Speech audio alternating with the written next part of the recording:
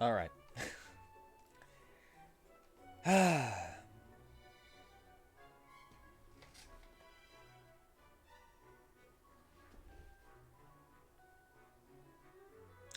What's up? Finally doing something that won't crash everything.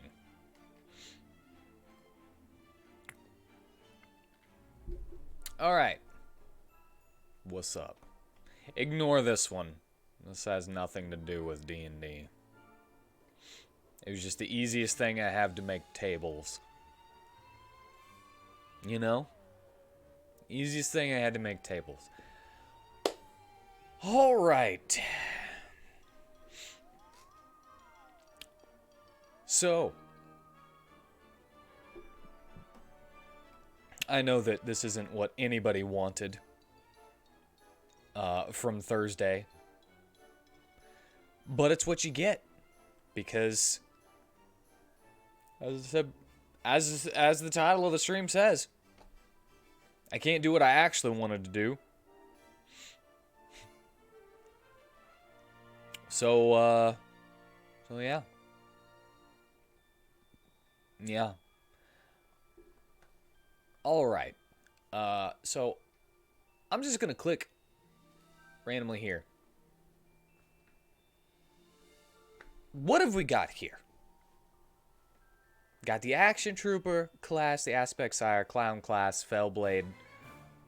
And a new one since the last time I did this is the Fellblade.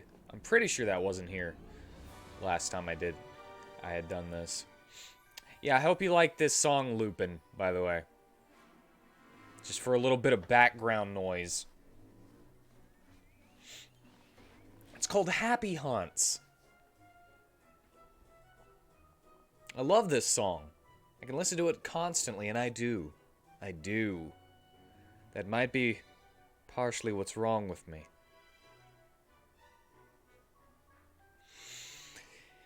Anyway, does anyone here have any questions? Do they want to see anything specifically? If not,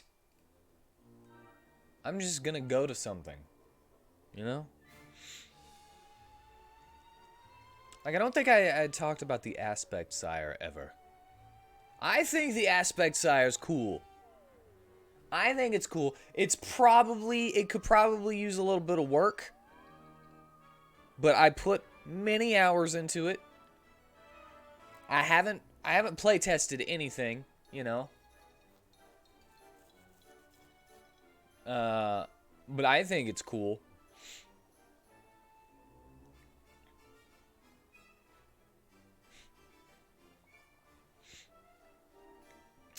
I like the Fellblade class. I don't have that many subclasses for Aspect Sire. I guess I have 4? Wow, I thought I only had like 3. Fellblade class. My Monster Tamer class, I only have 2 schools done. And this one, I for some reason I'm having trouble with this one. I think that I finished my Monster Tamer class like last year or something like that, and I'm still can't figure out what I want from the. Ignore this. Ignore these right here. Ignore those. And the Monster Hunter class, I'm not done with that one. Not done with that one at all. It's that's my like I've got everything I want in here, right? But I haven't finished. I mean, I haven't really even started doing this stuff. Like, I still have like more sub weapons to make. But this is my also ignore this. This is the flavor text that I haven't rewritten yet. But this is basically just like your Belmont, your Castlevania Belmont. That's where this came from. The inspiration for these. And yeah. Yeah. Did I ever put hardpoint? I did. I did.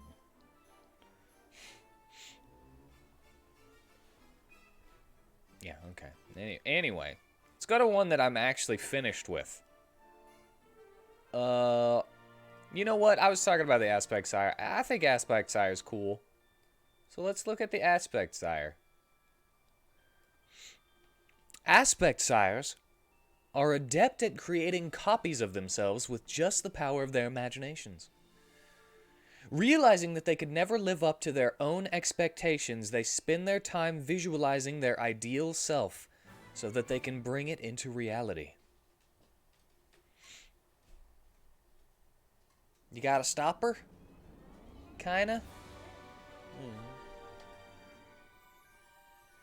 It's foam. I mean, it works. It's basically how it was on there. You're not gonna be using it like that, right? You might become dependent on it. I don't want to do that. And you'll slowly grow larger. Honey? No, just you in general. No.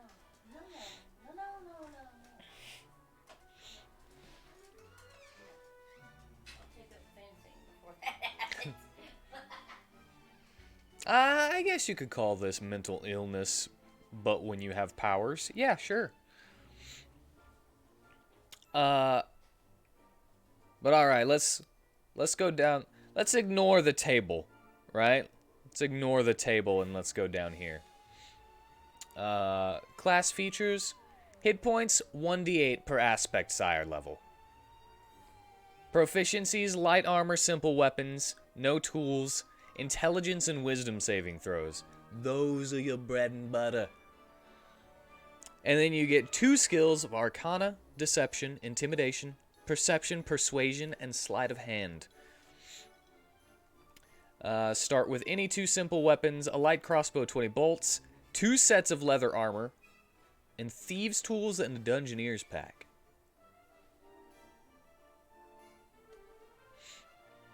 I don't know why the Thieves' Tools. I think this might be a typo. Right here. That I just never caught.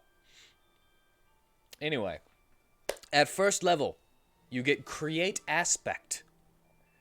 At first level, you've learned how to create an aspect of your personality into a copy of yourself. This copy takes 1 hour to create, which can be done during a short rest. This copy is clearly a fake and may look like a bad pencil drawing, like it's made out of some confection, or anything else you desire, really. It just has to look fake. Because you're at level 1, your imagination is powerful enough to just create this copy of yourself, but it's not powerful enough to make it like super detailed. You know? Like you can picture it, but you can't get it out there perfectly yet. Whenever you create this aspect, roll on the aspect table to see what aspect of your personality is summoned, granting it additional benefits. And we only have a 1d6 for personality traits. We've got aggression.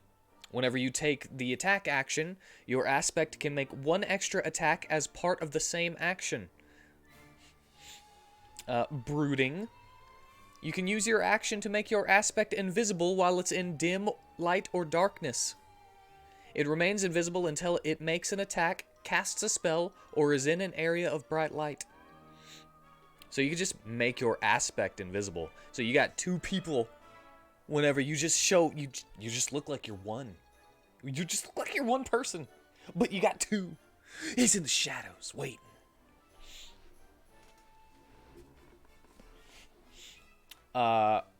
We've got your cowardice.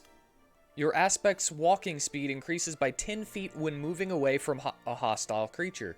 Opportunity attacks have disadvantage against your aspect while it is in cowardice mode. We have kindness.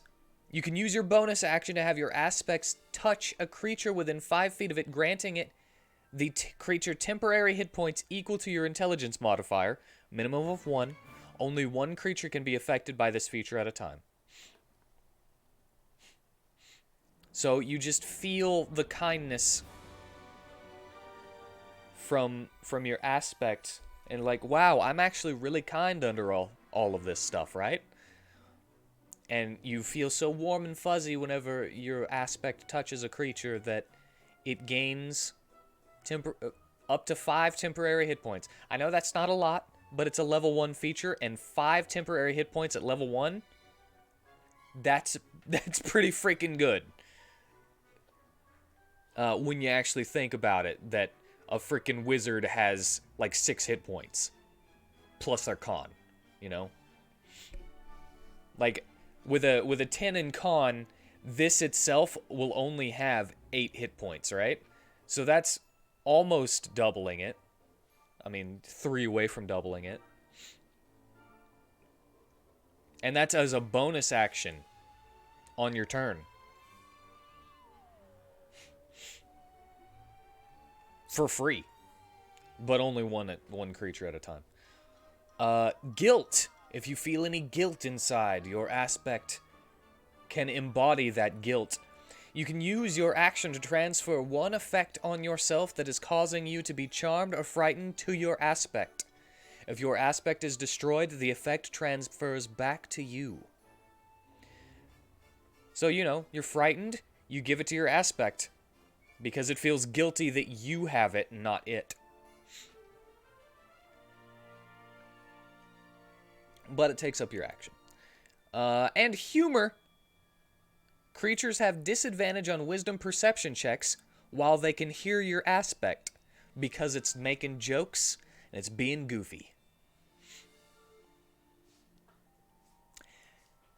Now, before we go on to how your aspect really works, I want to give you kind of the inspiration that I got for this. I was watching a couple of clips of Psychonauts 2. I really love the first Psychonauts. I was gonna get Psychonauts 2, but, you know, it was, like, pretty expensive, right? And so I just haven't. And I've gotten other things that I wanted more. So I looked into a couple of things, and he gets a power in that, in which he creates this kind of imaginary version of himself, and that's where this was created.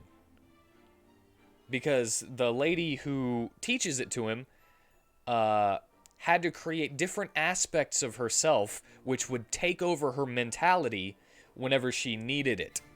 So she had somebody who was a really good book writer so that she could write her books. Whenever she was having a tough time in her backstory, she created this tough persona of herself that would take over for her with her psychic powers. And then I also started thinking about the fighter subclass Echo Knight. And how cool it would be if you could... and I just mixed the two together. Sinsui? What's Sinsui? I don't know that. I'm sorry. I don't know that.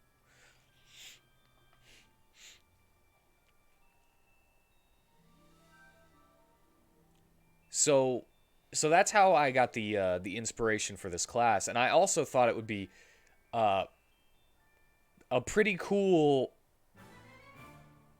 role-playing class. Lots of opportunity for roleplay with this class, because you are two people. I mean, it's kind of like playing a Devati, but different. All right, and then we go back down to Aspect, which is a edited version of the Echo Knight. Your aspect shares your AC and proficiency. Its hit points equal your aspect sire level times 5. If it has to make a saving throw, it uses your saving throw bonus for the roll. It is the same size as you and it occupies its space. It is considered the same type of creature as you and uses your ability scores. Since he was a character whose psyche fractured due to the things he found himself having to do. As a result, as an example, he had a personality that handled killing, one for communication, and so on. Yeah, exactly. Yeah. But she created it on purpose. In Psychonauts, she created her different personalities on purpose with her psychic powers. And she was even able to summon it into real life to, like, actively affect things. And she uses the example of, if you need a knight, if you need the bravery of a knight, you can create yourself as a knight, you know, to fight for you. And whenever the main character in Psychonauts, Raz, uses her psychic power whenever she teaches it to you, he creates this little pencil drawing of himself that's Gur from Invader Zim.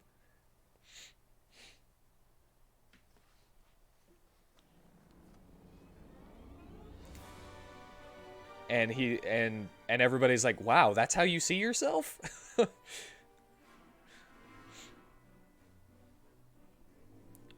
But anyway, continuing on. It is considered the same type of creature as you and uses your ability scores. Yo, Bruhawk, what's up? What's gorpening? On your turn, you can mentally command the aspect to move a number of feet equal to your walking speed. No action required.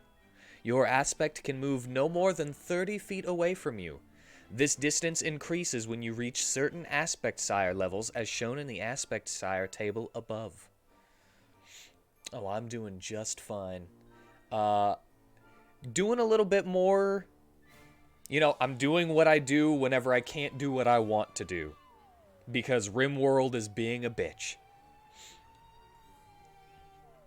And it keeps crashing my computer. So I'm gonna try to figure out what's wrong with it over the weekend so that we can actually play it next Thursday. And so, you know, it's homebrew discussion night. Because that's what I do whenever what I have scheduled doesn't work out.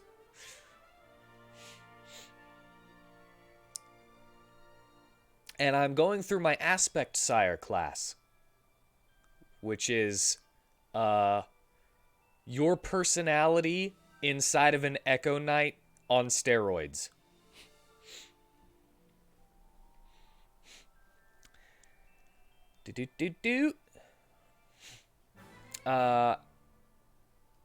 Anyway, these are the features that your aspect has at level 1 whenever you first summon it. When you take the attack action on your turn, any attack you make with that action can be made by you or your aspect. You make this choice for each attack. Your aspect uses your intelligence for its attack rolls, because it's based on your imagination. Your imaginary version of yourself and how you wish you could be.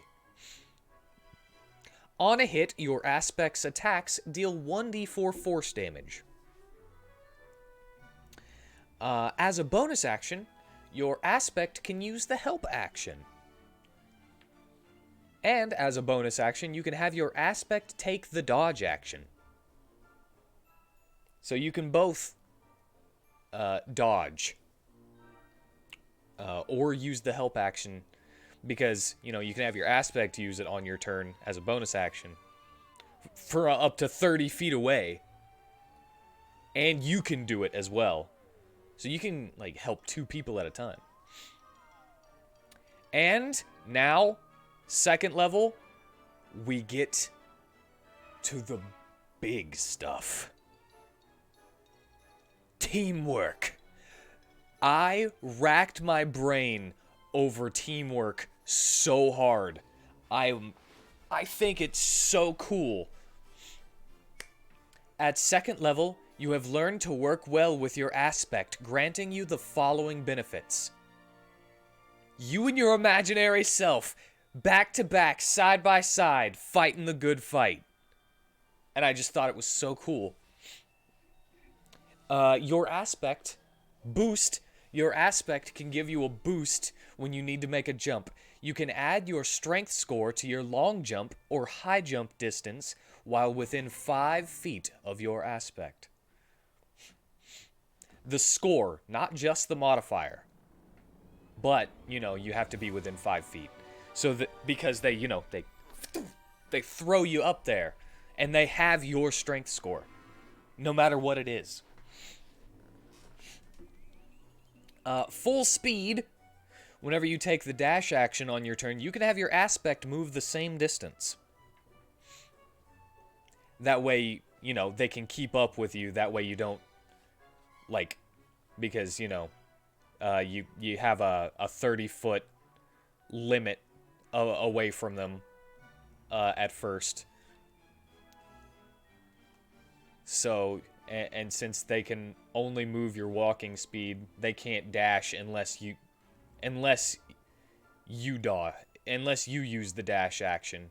Then they can move the same distance without requiring any kind of input from you.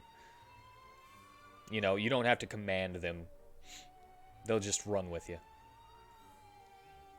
Trip. While your aspect is within 5 feet of a creature, you have advantage on strength athletics checks to knock them prone with the shove action. And you gain more teamwork features at 10th level and 14th level. So that's basically just, the trick where you kind of crouch behind someone and then you go poof. And then somebody else just kind of pushes them over you. And then you go and you run away. That's where that came from. It's not as cool. These three are useful, but not as cool as some of the other teamworks. And then at third level, you choose your ideal self. At third level, you can envision your perfect self much more clearly. And you gain features at 5th level, 9th level, and 15th level. And the ideal selves you can have are Heroic Warrior, the Keen Mage, the Kindly Supporter, or the Valiant Protector. I thought about throwing a Rogue one in there, but then I was like, nee. I doubt anybody, envisions their perfect self as a rogue, usually you become a sneaky person by necessity more than, envisioning yourself that way. Maybe I'm wrong. But that's kind of just where the lack of rogue subclass comes from.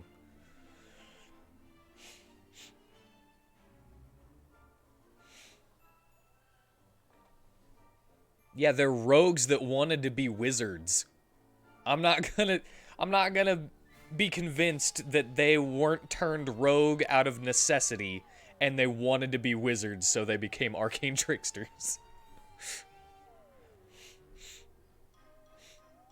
Thinking the same thing. My ideal self is a sociopath.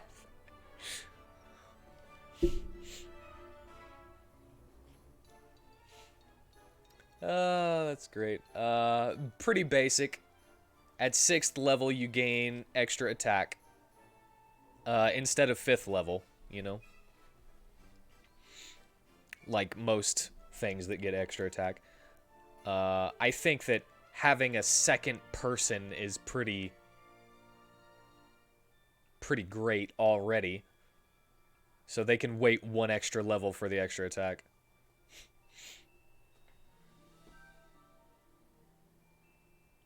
Yeah. Yeah, but did they wish? Did they wish that they could be a thief? Or did they learn those things through necessity? I guess that depends on the character that the person is playing. But I would never create a rogue that was like, man, I've always wanted to be able to steal so good and just like stab people in the perfect spot to do the most damage that I possibly can.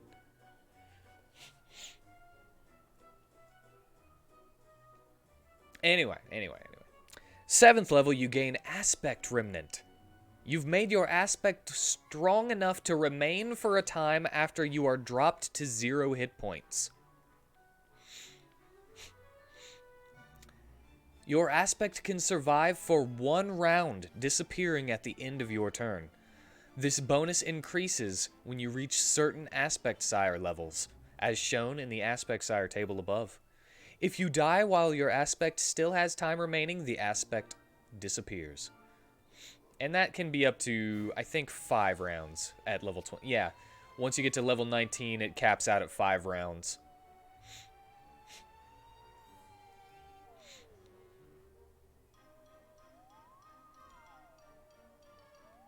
You envision an arcane trickster as a rogue who was really good with magic, so a prick who was proficient in magic. Alright.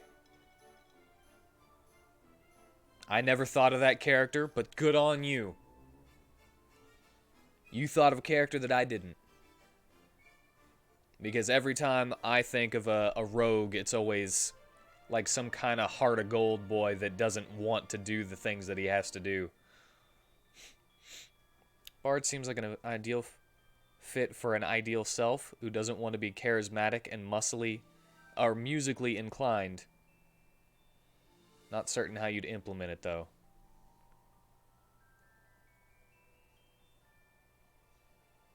An ideal self who doesn't want to be charismatic and musically inclined?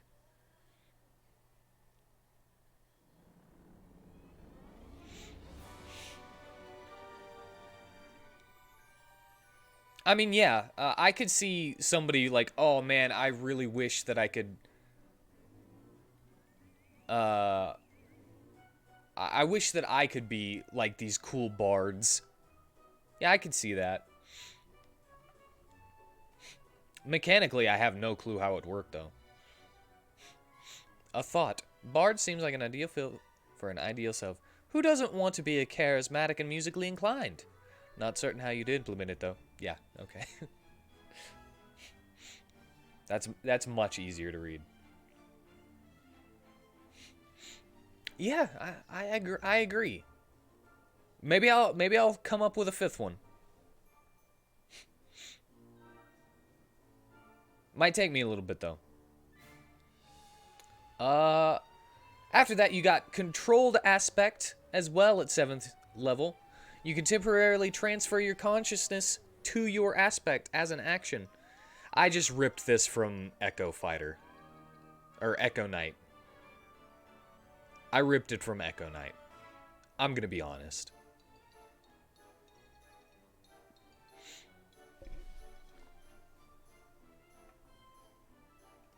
As an action, you can see through your aspect's eyes and hear through its ears. During this time, you are deafened and blinded. Your aspect looks like an exact copy of you during this time, and you can end it at any time, requires no action.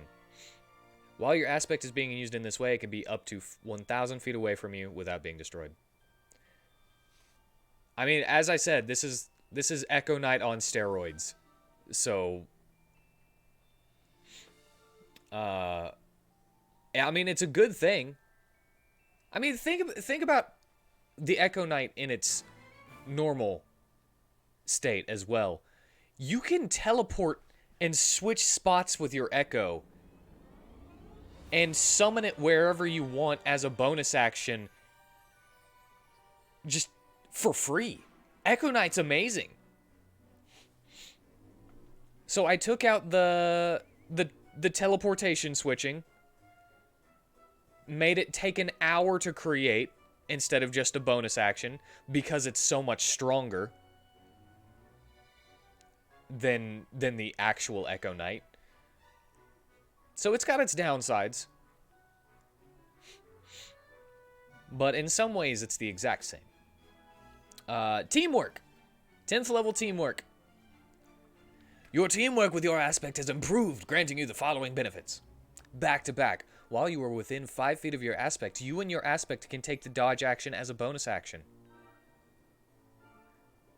So, instead of just one of you taking the dodge action as a bonus action, which is your aspect, you can both take it at the same time.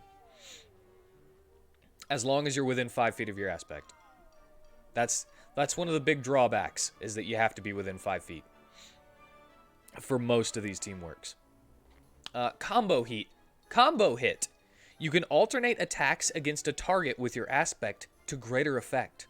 Whenever you or your aspect hits a target with an attack, the next attack against that target deals extra damage equal to 1d6 piercing, bludgeoning, or slashing if it comes from the other. I hope that's written clearly enough, because I could not figure out how to write that properly. For example, if you hit a target, your aspect deals the extra damage if it attacks after you, and vice versa. Yeah, I mean, I forgot that I explained it right there. Then, pummel! Your aspect has advantage on attack rolls against a creature you are grappling. So you could just, like, grab them, and they're just like...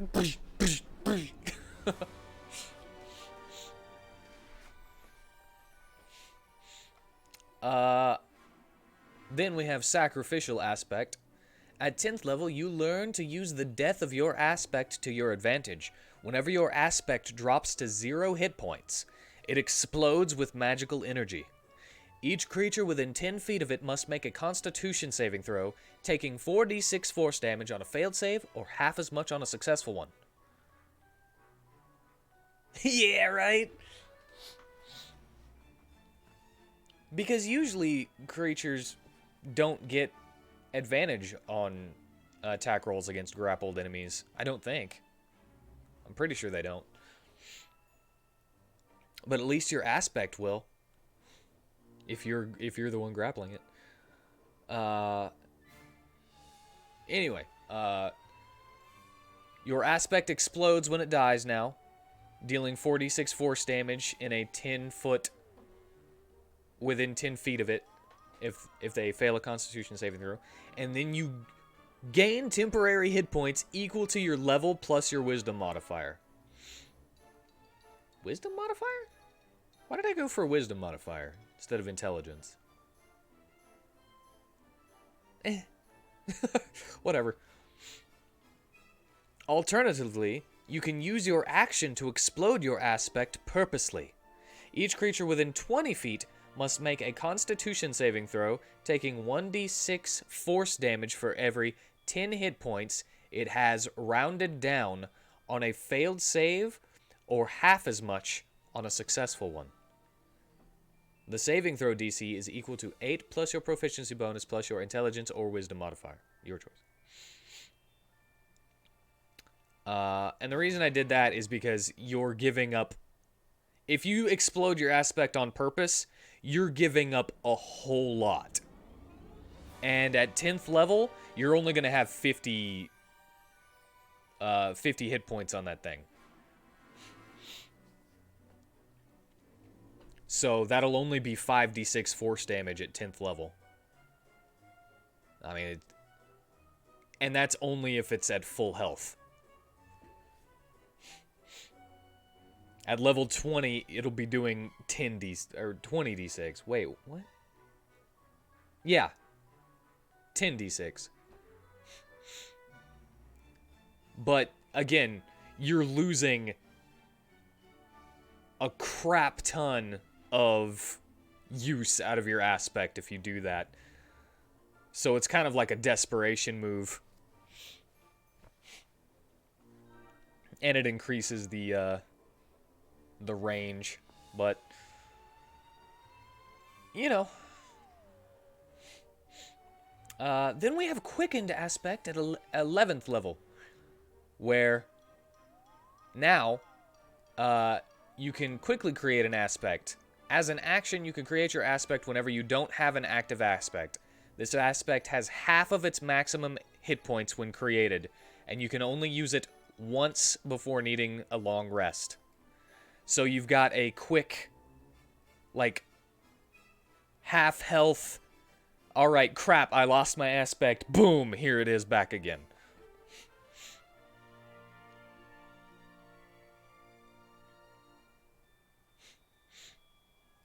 Just once per long rest. Then we have embodied aspect. Well, I'm not really sure I think it's cool flavor-wise, but I don't know if it really works, you know?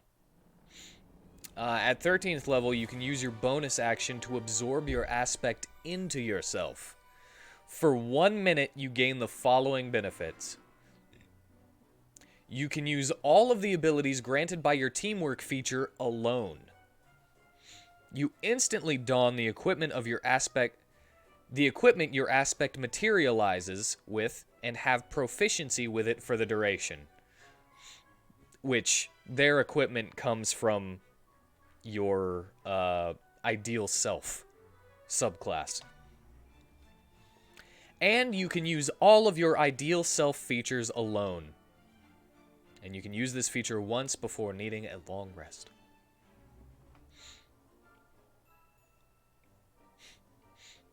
I mean, it works if your aspect is about to die. Then you can, absorb it, and then you still have access to all of your stuff. But you need to be actively thinking about it, you know? The aspects can't use standard magic, standards / magic weapons, right? No. I'll go back up for a second. Yeah. Whenever you first have it, whenever you first get it, it can only punch. It just goes beep. And then whenever you get to level 3 and you get your subclass, we'll go into it a little deeper later, but this I'll do the first one of the heroic warrior. The image of a warrior. Beginning at 3rd level, your aspect is created with the proper gear and abilities to live up to your ideal. Your aspect gains the following benefits.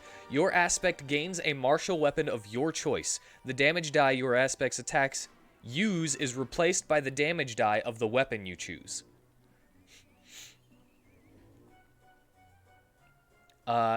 Your aspect wears a set of half-plate armor instead of, the light armor that you are proficient with. Because you're only proficient with light armor as an aspect sire. And your aspect learns one fighting style from the following fighting styles: defense, dueling, or great weapon fighting.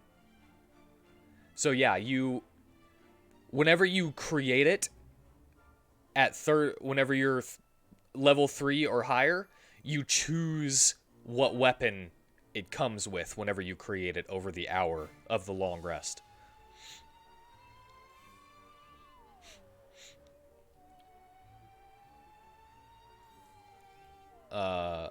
So that's, and because it uses force damage, it's already technically magical.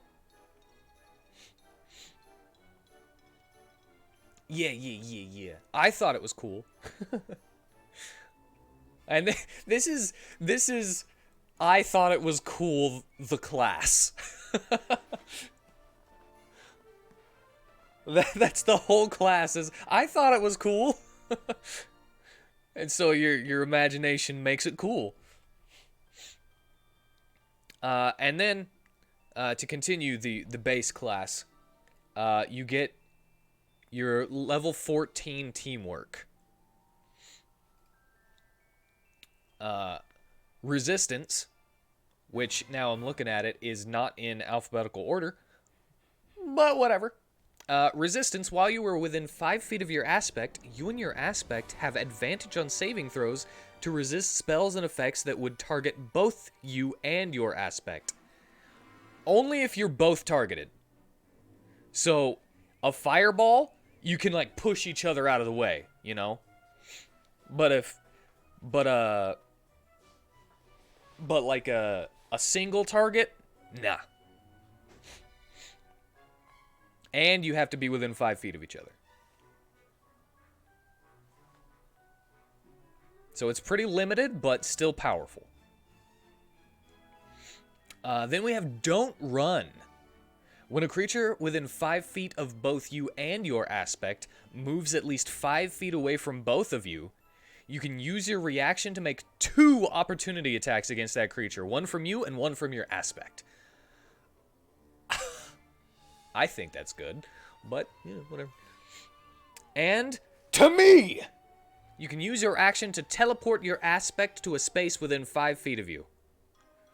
But, you know, uses your action. Then, you get Improved Aspect. Starting at 17th level, you can roll on the aspect table twice when you create it, granting your aspect both benefits. Not one or the other, both. Oh, right, you weren't here for that either, Brewhark. Let me go back up for just 1 second. Whenever you create your aspect, you can roll on the aspect table, because your aspect is literally an imagined version of yourself with an aspect, embodying an aspect of your personality. So your aggression, your brooding, your cowardice, kindness, guilt, or humor. And this is just a passive that your aspect gets until it dies or you recreate it.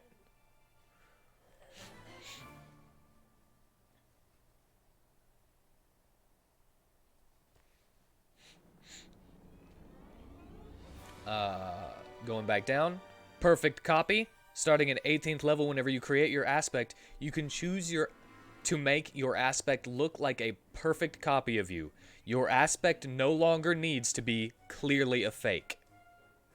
Now, I would be a little lenient, right, with this, because as you go up in level, I would have it look more and more realistic looking as a more realistic copy of yourself.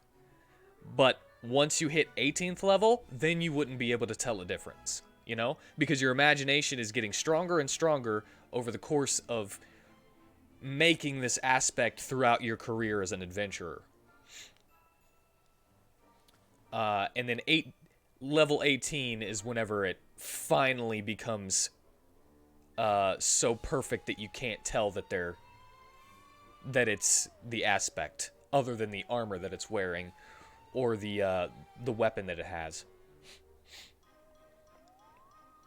And then Capstone, 20th level, New Life. At 20th level, whenever you die, your soul can transplant itself into your aspect if it is still active due to your aspect remnant feature. Your soul inhabits your aspect's form, slowly changing it into your new body over 7 days. If you die before the 7 days are over, you disappear.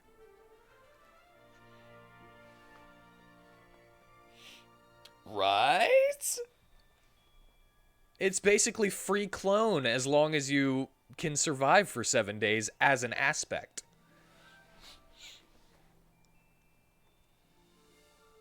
But the thing is, your aspect can't regain hit points. At least I don't think I wrote a way to regain hit points. Pretty much the only way to regain hit points as an aspect is to recreate it over the course of an hour.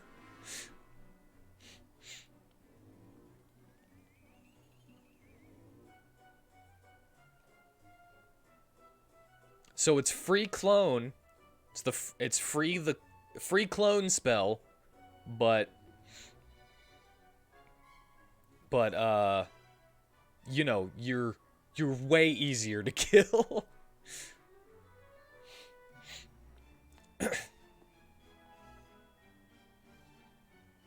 It doesn't say that it can't be healed. But it also doesn't say that it can be healed. Because my intention was that it couldn't be healed, but maybe I'll just leave it as it is and let that be because usually things like this, like what's it called? The Battlesmith Artificer has its what do you call it? It's Steel Defender or Steel Guardian? It has its pet, right? And it says that it can be healed with the mending spell. Because that's like a specific thing. And like... Well, actually, you know what? Now that I think about it, I would say that yes, it can be healed. Because your aspect is the same type of creature as you.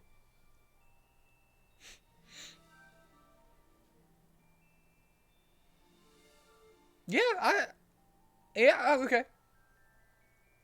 I'll still leave it up for interpretation for whoever, but now that I have kind of talked myself through it, I would say that you could still use magic to heal it.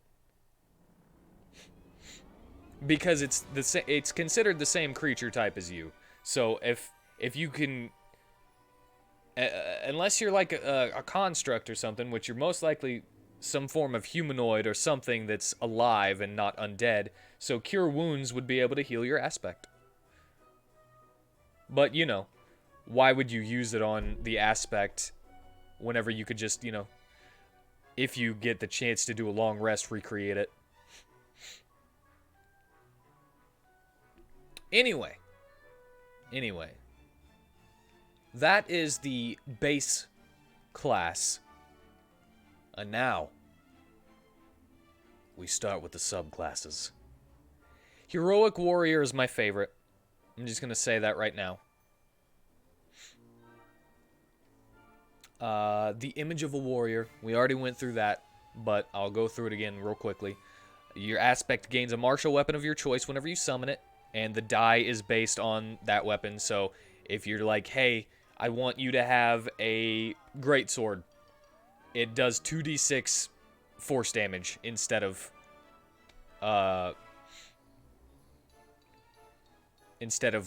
the 1d4 that it starts with. It has half plate armor instead of going too crazy, which I don't remember off the top of my head how much AC that is. Half plate. 15 plus 2 dexterity. Plus up to 2 dexterity mod. So up to 17. And, you know, depending on what your...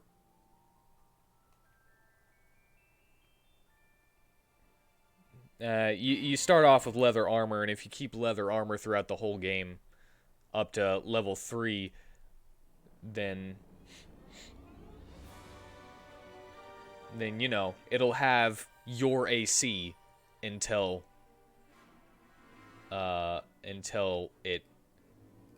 it gains this. So that would be what, like a 16 if you have a 20 in dexterity.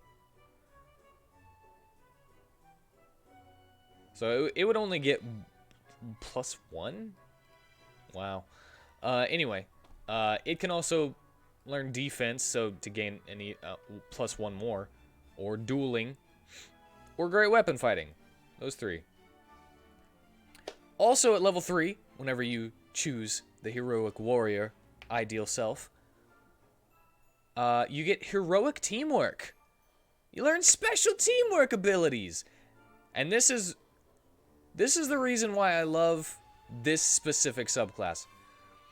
While you are within 5 feet of your aspect, you can make a coordinated attack against a single target. You can use your action to rush past a creature attacking as you pass by. I took cross/slash from Chrono Trigger and put it into D&D.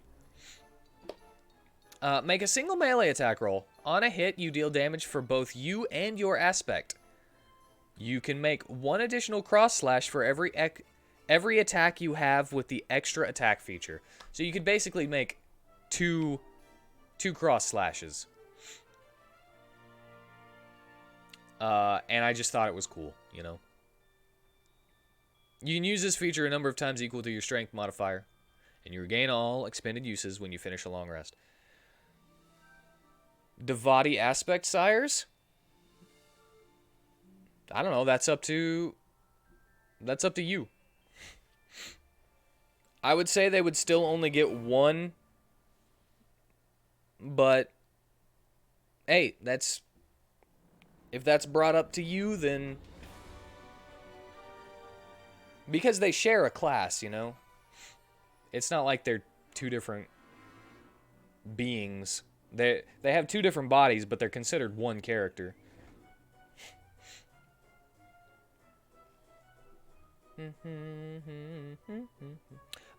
Mage Bane, basic. Creatures that are within 5 feet of your aspect now provoke opportunity attacks when they cast spells. And Topple. While you are within 5 feet of your aspect, you and your aspect have advantage on creatures of size large or larger. Yeah. But they're not two different people. They're two different bodies. If I said two different people, then I apologize. I misspoke. They're not considered two different people by rules standpoint. They are considered two different bodies, one character. They don't have different personalities. They don't have different skills. They are the exact same in every way, just...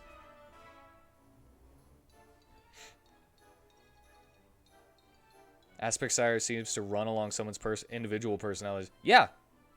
Devati only have one personality. I'm pretty sure they don't.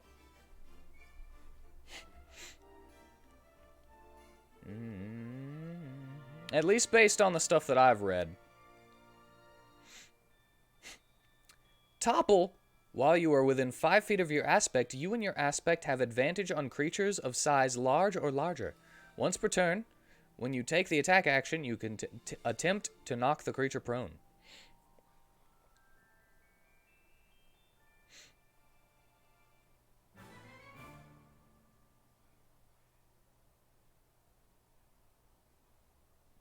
Okay. Is that homebrew? Because based on the non-homebrew stuff that I've read for Devati, they are completely the same. I'm not asking if you made it. I'm asking if it's homebrew.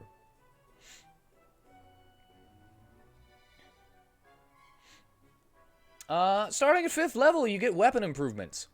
Your aspect's weapon is considered magical for the purposes of overcoming resistance and immunity. Oh, maybe I got rid of the force damage.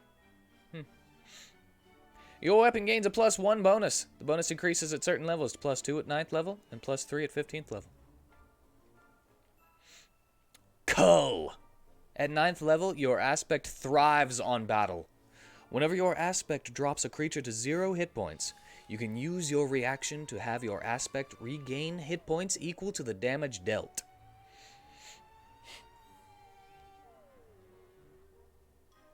Wait, what? Ah, yes. Only whenever it kills something. Regain some health.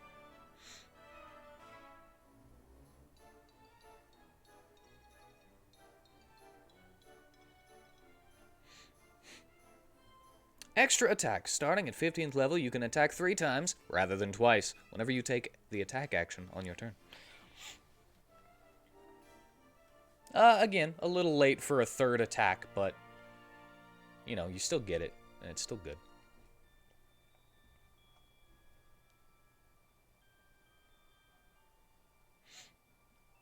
Hey, maybe I misread it.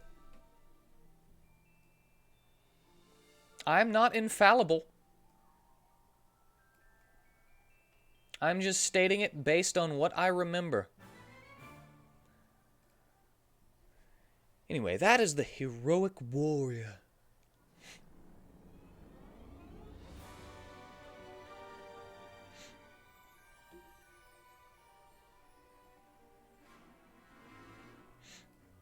Yeah, that have the same soul.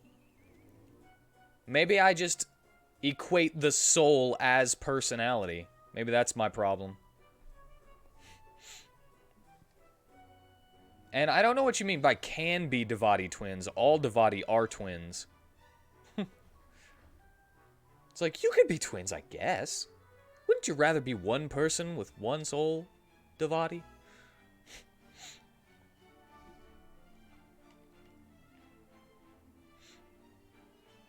One type isn't a twin? Yeah, you guys are confusing me. Look, I've only read the 3.5 Devati. That's the only non-homebrew Devati I've ever been able to find.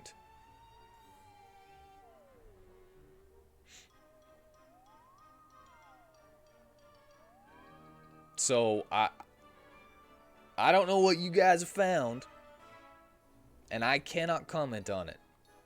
I can only comment on what I've seen. Almost all the Devati documentation seems to imply they're identical, but they have a skill where they can impersonate their twin with advantage. If they look the same, have the same soul, the same skills, how could you fail that deception check? Well, usually one is male and one is female, right? I mean, that's about it. That I can think.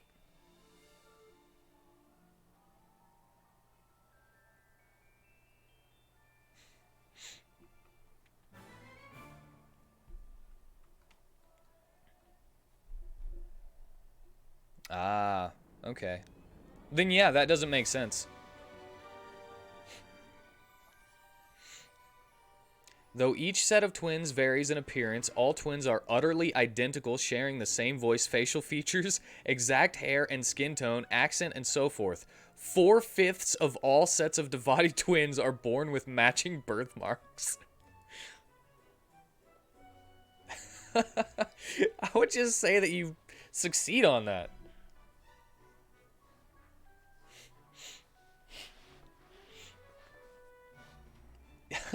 I would say that you don't even need to make a check.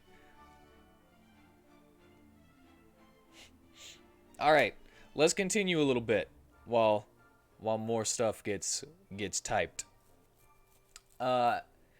Ideal self, the keen mage, the image of a mage. Beginning at 3rd level, your aspect is created with the proper gear and abilities to live up to your ideal. Your aspect gains the following benefits. Your aspect gains a spellcasting focus and a dagger. Your aspect learns 2 cantrips from the wizard spell list. The number of cantrips your aspect learns increases, blah, blah, blah.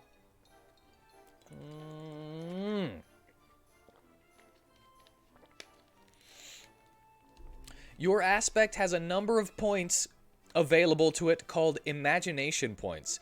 Its imagination points are equal to half your aspect sire level.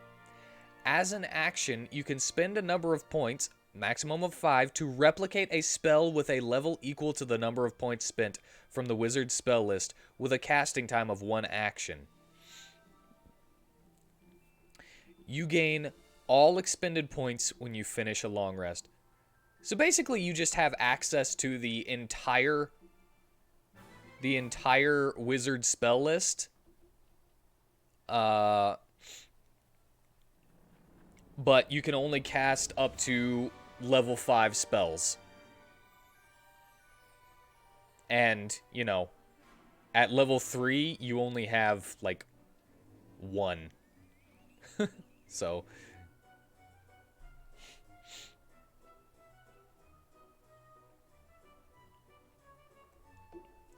then we have keen teamwork. I kind of...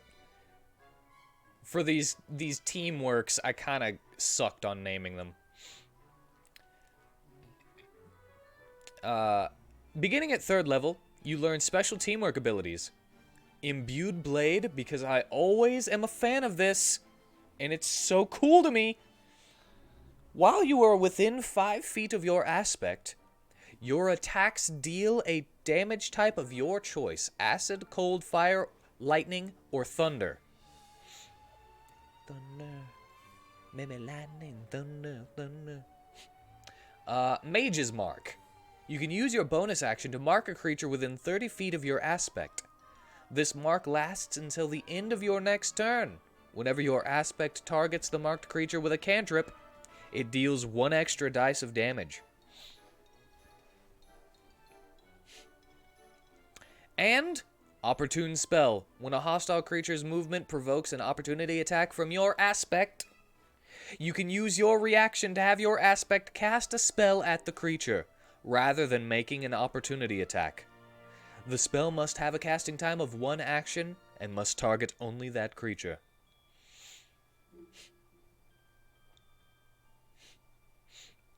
Then we got Spell Splitter, which I stole from Valda's War Mage trick, which is the exact same thing. Whenever your aspect casts a cantrip that requires a single attack roll, you can select multiple creatures and make a spell attack roll against each. Your aspect can target a number of creatures equal to the number of damage dice the cantrip deals, and split the damage dice amongst the targets to a minimum of 1 die of damage per target. Each attack must target a different creature. So basically, you know, depending on your level, you can shoot 4 creatures instead of just 1. So if you got like a lot of tiny things that you can kill with a 1d10 firebolt, you could just kill 4 of them. Get them off you, you know? Defensive casting. At 9th level, whenever your aspect casts a spell, it gains temporary hit points equal to your intelligence modifier.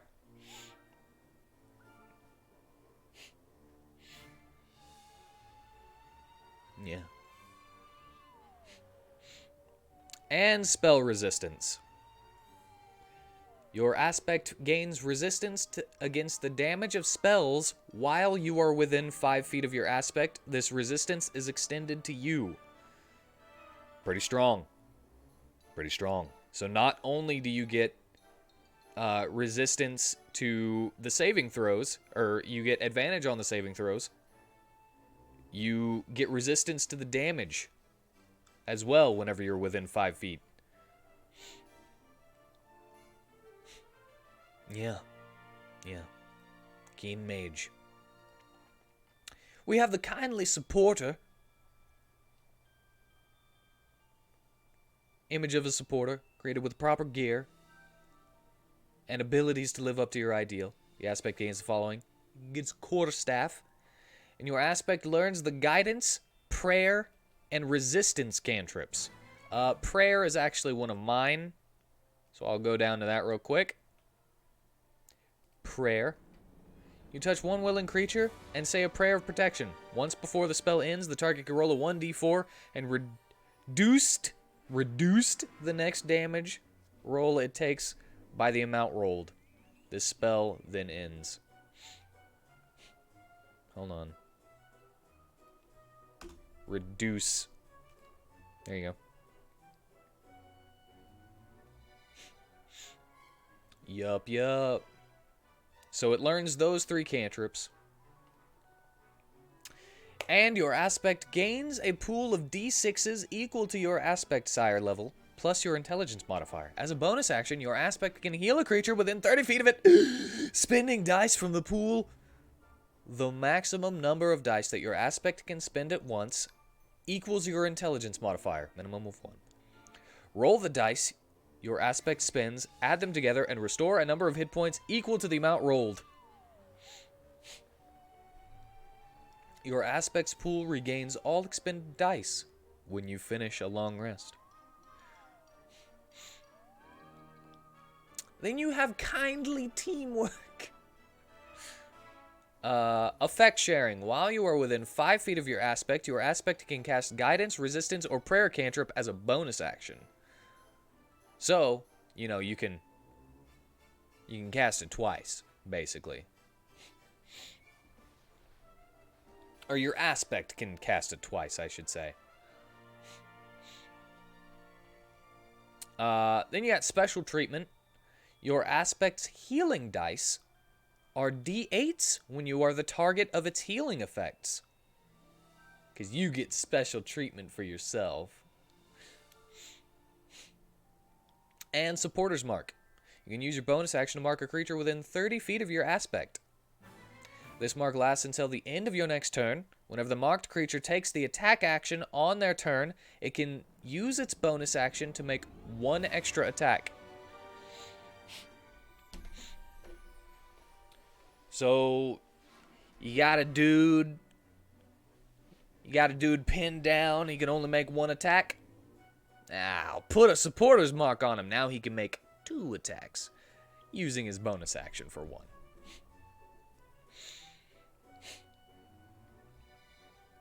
Then we have area support, starting at 5th level. Your aspect can create an area in which your cantrips affect... What? Oh, an area in which your cantrips affect. Durr. Whenever your aspect casts the guidance, resistance, or prayer cantrip, it can choose a point in space instead of a creature as the target. Each friendly creature within 10 feet of that point are affected by the cantrip. You can use this feature a number of times equal to your intelligence modifier. You regain all expended uses of it when you finish a long rest. Maybe a little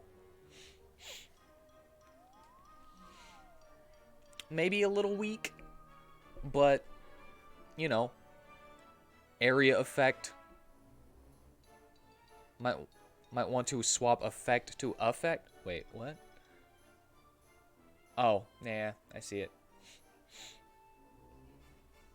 Where was it? Wait. Now, because I had to scroll down, it's gone. Oh.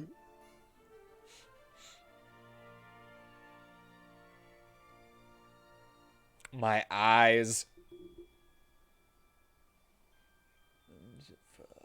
There it is. Right? This one?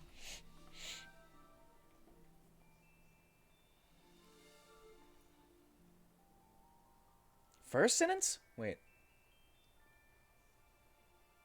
Oh, friggin'... I'm going crazy, man. Brain's not working. I was right on this one, right? E. There.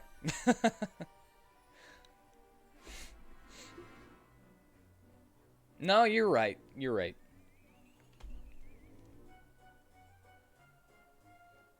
I mean, that could get a good amount of friendly creatures. As a bonus action.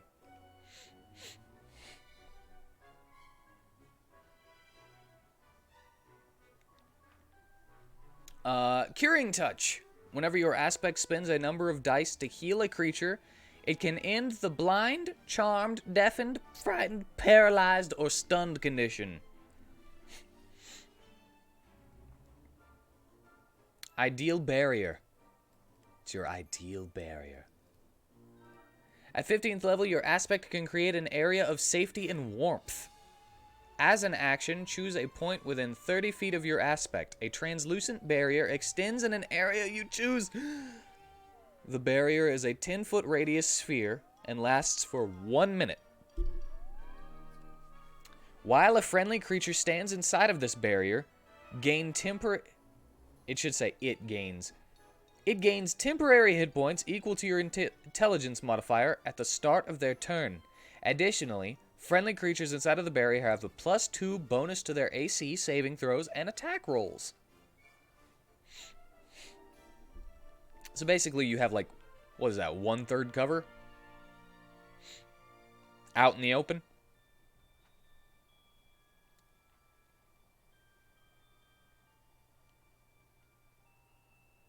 And just over time, free temporary hit points instead of having to use your action. Which, kindness, you can use your bonus action but it can only affect one creature at a time. So this is like, man, we really need some help right now. The barrier.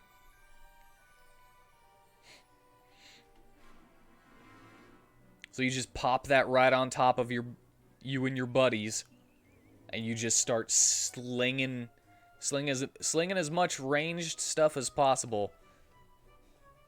Could even be used as a decoy, though, technically. Like, you pop that up somewhere, like, you could just see the top of it or something, because it's translucent, but that doesn't mean that you can't see it.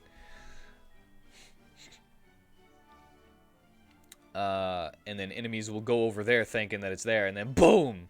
You explode everybody with some TNT or something that you left as a trap. I don't know.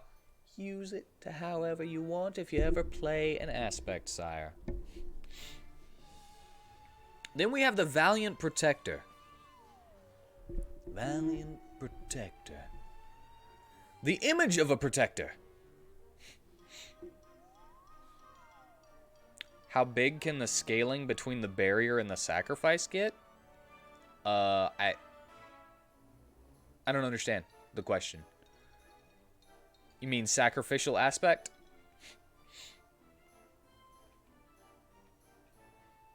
This? Oh, you talking about this?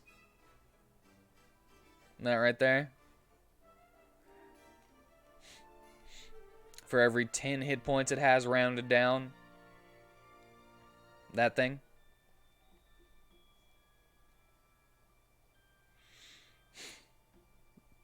Well, sadly it doesn't stack at all. Because... yeah, sadly it doesn't stack at all because temporary hit points don't stack in 5th edition. Maybe they stacked in other editions, but no, it doesn't count temporary hit points. And even if it did, because it only gives you 5 at most, because it's based on your intelligence modifier. So if you have a 20 in... I'm always cap at 20, because you can get higher than 20 with, like, magic items and stuff, but I always cap it at 20 whenever thinking of these things. You would only get 5 per turn. And the real problem with why it doesn't stack, even if it did stack, or I mean, even if you could use temporary hit points for sacrificial aspect, is that every time you gain temporary hit points, it overwrites the original temporary hit points. So you can't add temporary hit points.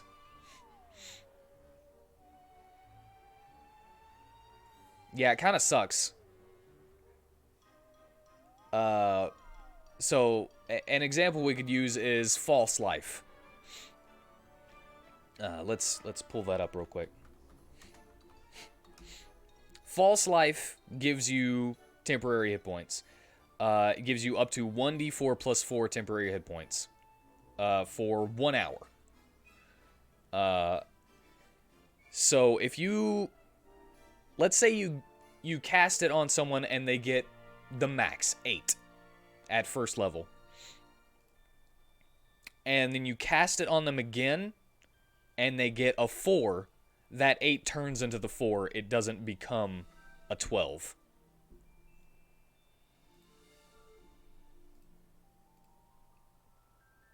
If they did, it could get pretty crazy, though.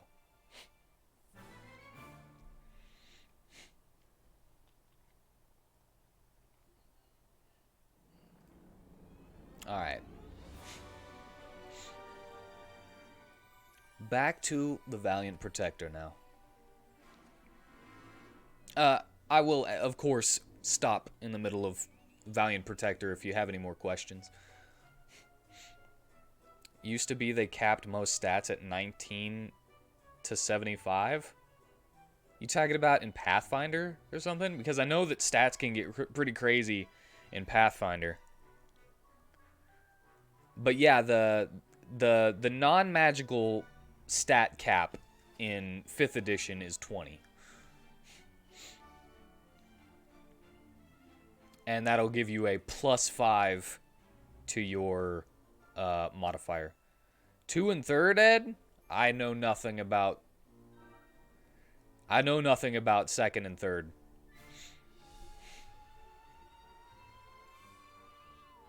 Yeah, you can naturally get to 20 and 5, but you can't get any higher than that without either class features or magic items.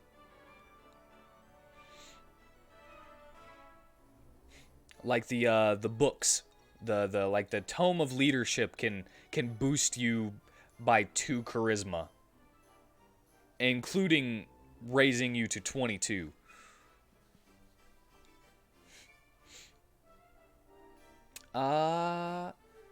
Of course, same flavor text though. Aspect is created with the proper gear. Your aspect gains a shield and a one-handed melee weapon. The damage die of your aspect's your attack's use is replaced by the damage die of the weapon you choose. Your aspect wears a set of plate armor, so it's got a plate armor and a shield.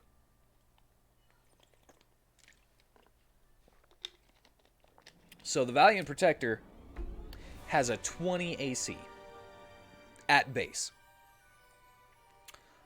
Your aspect's hit points maximum increases by an amount equal to twice your aspect sire level. Whenever you gain an aspect sire level thereafter, your aspect's hit points maximum increases by 2 points. So instead of 100 hit points being the max, you get 140. Not an insubstantial chunk right there.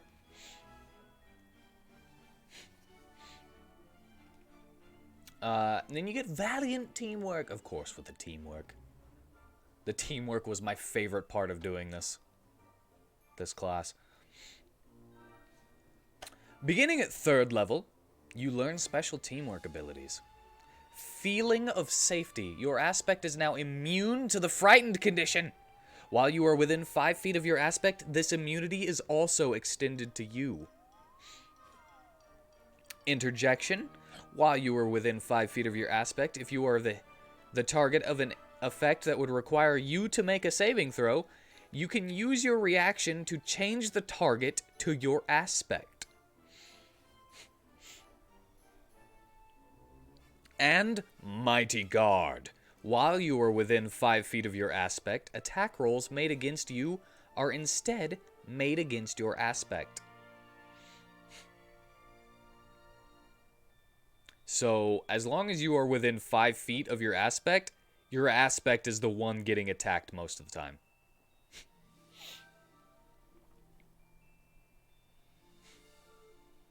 Even with spells that require saving throws, as long as you use your reaction for it. Armor improvements. 5th level. Aspect's armor is considered magical. Your Aspect's armor gains a +1 bonus, and then goes to +2 at 9th level, and +3 at 15th level. So that boosts your Aspect's AC to 23. Metal. Your Aspect can shrug off effects that a normal creature couldn't. When you or your Aspect is subjected to an effect that allows you to make a Constitution saving throw to take only half damage, you instead take no damage if you succeed on the saving throw and only half damage if you fail.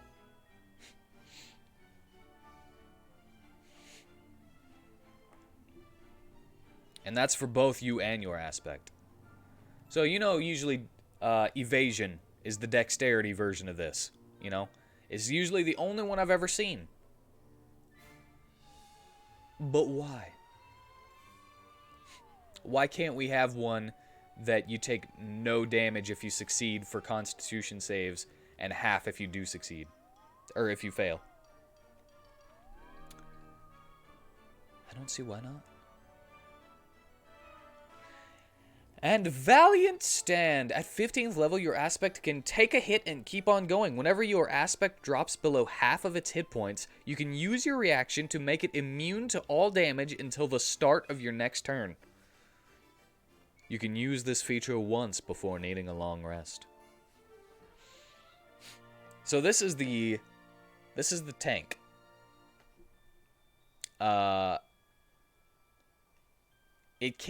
It doesn't actually tank though, because what's to stop anything from attacking something else that's not your aspect? Other than, you know, if they're trying to attack you, they have to attack your aspect instead of you. But there's no taunt. There's no real ability to taunt in D&D. And like force creatures like in an area to attack only you.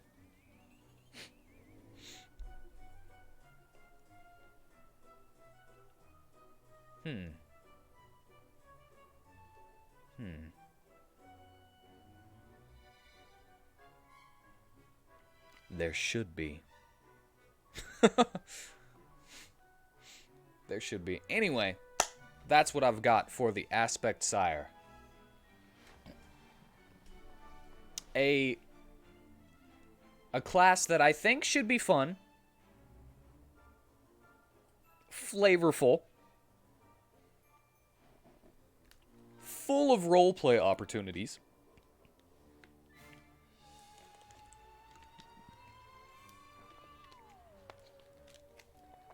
seems mechanically sound, with a healthy bit of room for imagination and imaginative tactics.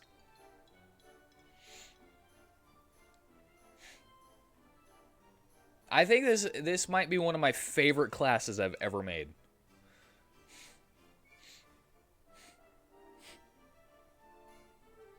Of course, as I've said before, I haven't play tested any of this, so it might be, you know, it might wind up being kind of, Oh, also, something we didn't talk about much is that the distance that your aspect can move increases as you level up, and can get to 100 feet away from you without basically hitting an invisible wall.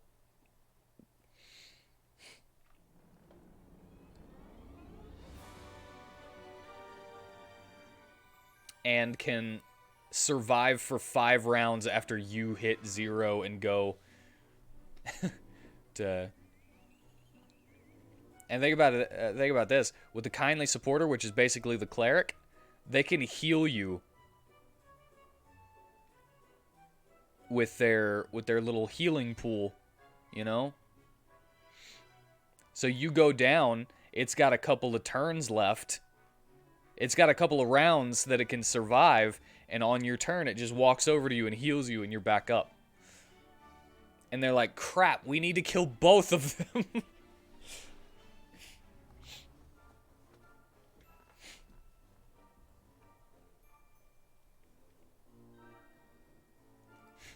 Alright, but that's my aspect, sire. Do we have any requests for what we have here? I know I've talked about the Action Trooper and the Clown before. Monster Hunter isn't done. That's my Belmont, my Castlevania class. Monster Tamer's done, but Mystic Maw is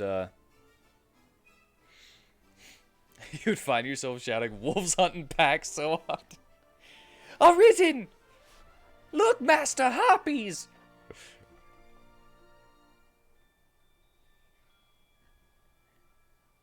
Goblins are weak to fire!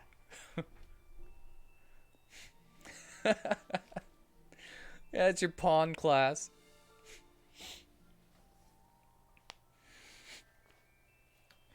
Oh, that's awesome.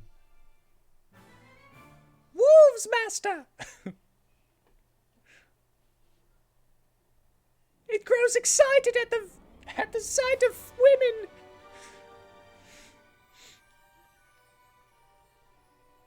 Ah, man. I also have a ton of homebrew items that I've made.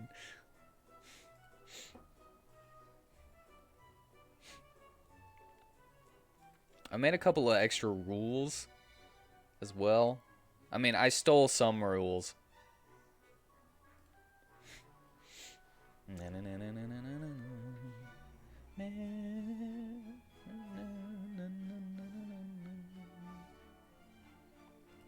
I made a lot of subclasses too.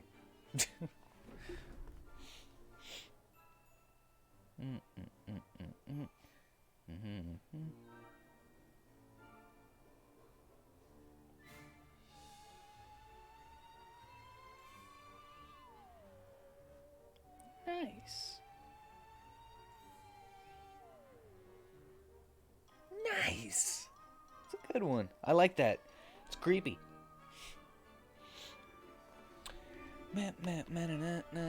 Alright.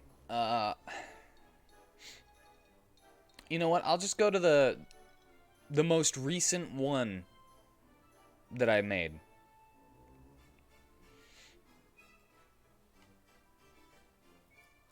I'm not so sure about this one.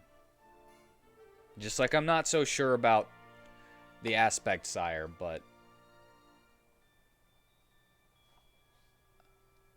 I mean, everything that I'll say this. Everything that I make seems like it would be balanced. Again, I have no clue if it is balanced, but it seems like it's balanced. Welcome back, Brewhawk. I was just about to go into my Fellblade class, which, again, I must give my inspiration credits. Fellseal's Fellblade class. I just made it in D&D and made it my own.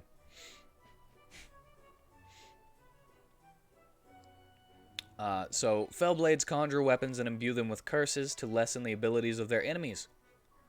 Curses are the bread and butter of a Fellblade, and rely on the conditions and damage they deal with them to wreak havoc on the battlefield. Alright, well, once again, we're gonna skip this a little bit. I'll just say we got, curses known, call them a scourge points, which, I'll be honest, I stole key points. It's just scourge instead of key, but with different uses. And Fellblade dice, which is basically cantrip leveling, but different.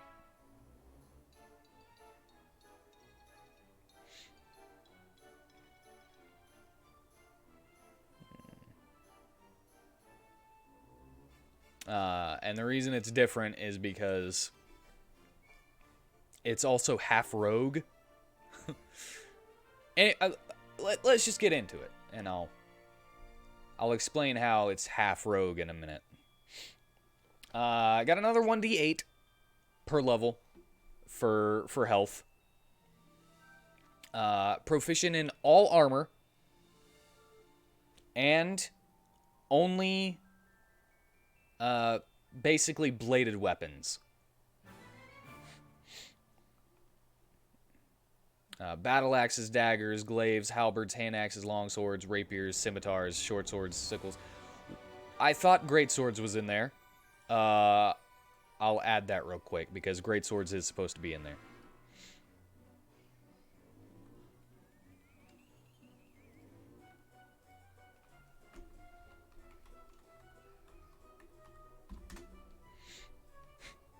There we go.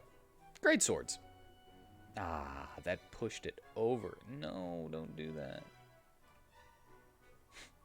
There we go. Saving throws are dexterity and charisma. You choose 2 from Acrobatics, Arcana, Athletics, Deception, Intimidation, Perception, and Stealth. And you start with the following equipment in addition to the equipment granted by your background. A rapier or a short sword, an explorer's pack, and leather armor and 2 daggers. Of course, you know, there's always leeway whenever you get starting equipment.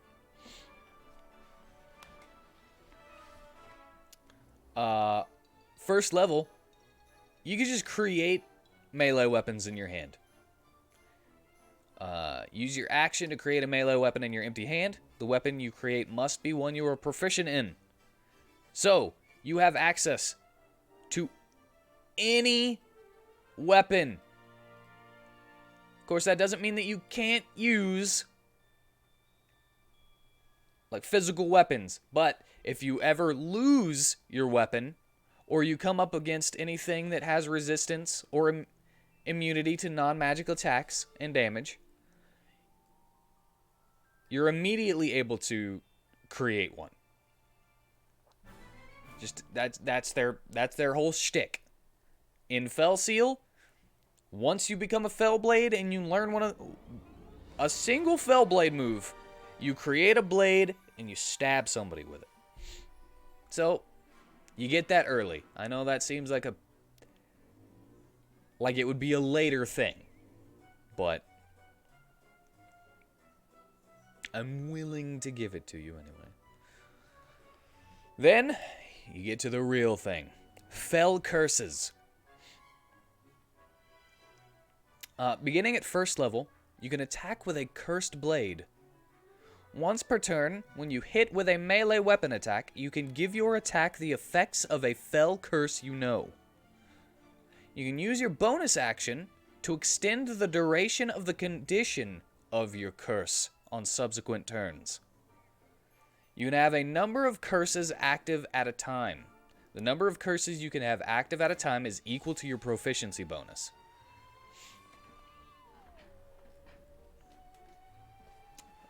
So, you know, you can have up to, I think, 6 is the max.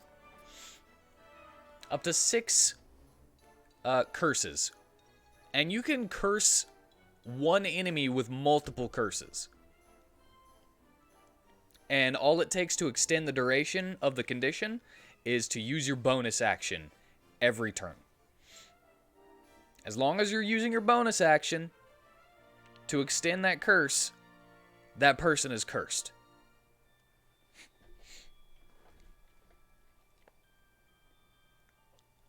Alright. You gain 1 fell curse of your choice. When you gain a certain fell blade levels, you gain additional curses of your choice as shown in the Blades Known column of the fell blade table. Blades Known? Oh, that's a typo. I'm going to ignore it for now. Additionally, when you gain a level in this class, you can choose one of the blades you know and replace it with another. So if you don't like one after using it a little while, you can change it out. And whenever you reach certain levels, your fell blade attacks deals extra damage as shown in the fell blade dice column of the fell blade table. The damage type is based on the blade known. And your saving throw is A+, proficiency plus charisma. I kind of saw them as warlocky, and that's why I went with charisma. Need more agua, right?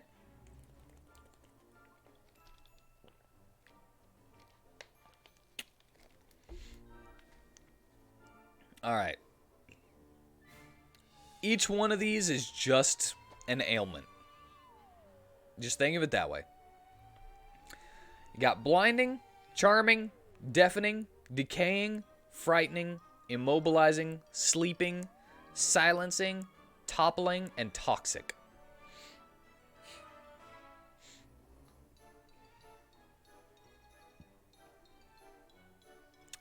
Each one does 1d6 necrotic damage. Whenever you hit them with it, you can be like, all right, so you got, let's go with Greatsword again. You got a Greatsword, 2d6 damage on a hit, and then they are forced to make a, let's go with blinding, Constitution saving throw. And if they fail the save, the creature takes an extra 1d6 necrotic damage and is blinded until the end of your next turn. Now, the 1d6 goes up to 4d6 as you level up. So that would be, again, hit, 2d6, plus 4d6 if they fail and they're blinded. And instead of you having to hit them with the same curse again, just use your bonus action to extend the duration till the end of your next turn again. Why wouldn't you choose Charming Blade every time? Well, wisdom saves are kind of...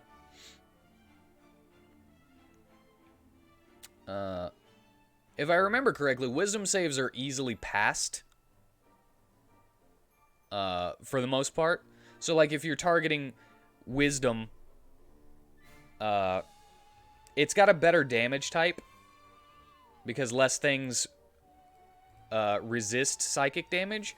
But, you know, there are a lot of wise things out there. Constitution is also kind of a bad one, but blind is pretty strong.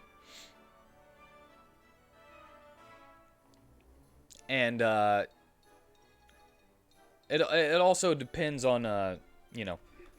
Let's go ahead and look at Charm real quick.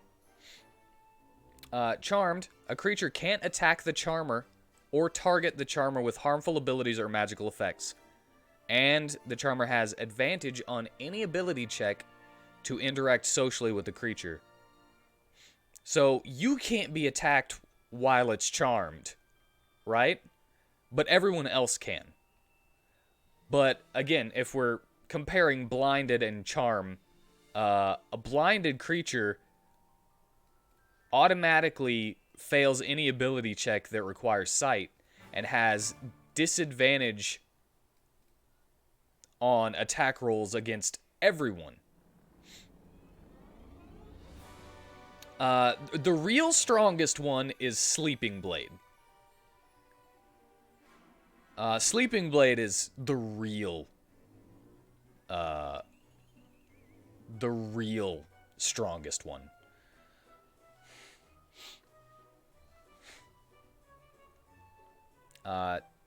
Toppling Blade can also be pretty good, because that's just knocking somebody prone. You know, and then everyone can just dogpile with advantage on the prone thing if they're within 5 feet of it. Silencing Blade makes it to where, sadly, it's an intelligence saving throw. But, you know, if you do this, the creature is unable to speak, and therefore limits a spellcaster's repertoire. Because if they need verbal components to cast a spell, they cannot do it if they're silenced.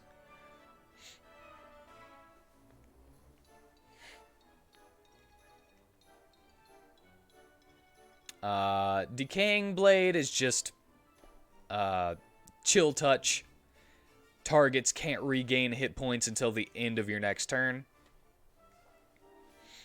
You just bonus action to extend that on all of your turns, and that creature can never heal. I should really put like a range or something on that.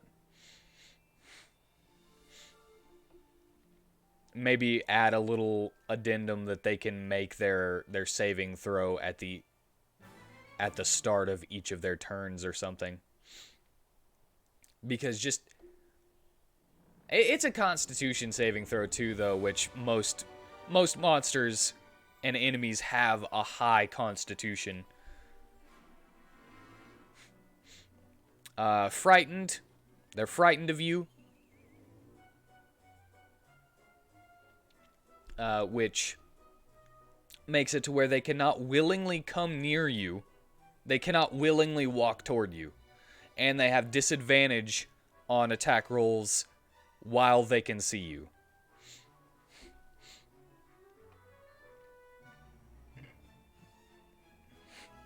Immobilizing, 0 movement until the end of your next turn.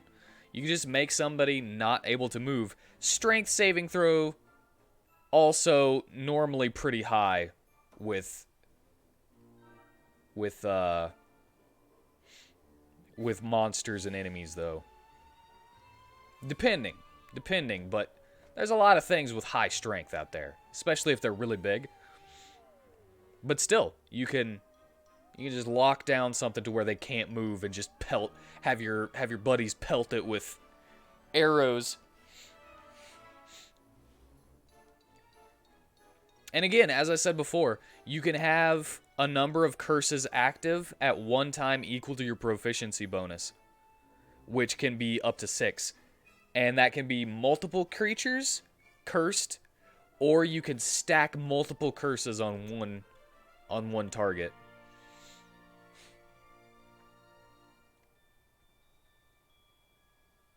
Yeah, Sleeping Blade is the real killer here, though. Might be a little bit too strong. Anyway, we skipped past some of these because, you know, it's easy to, you know, toxic as poison. Blah, blah, blah, blah. Deafening makes it to where they can't hear. It's just blind but ears. Then we get to Scourge. Key points. Stolen from the monk, basically. Got Scourge points to fuel various Scourge features. Also, I just noticed I left Monk Table in here. Ha! That's one that I'm going to get rid of real quick.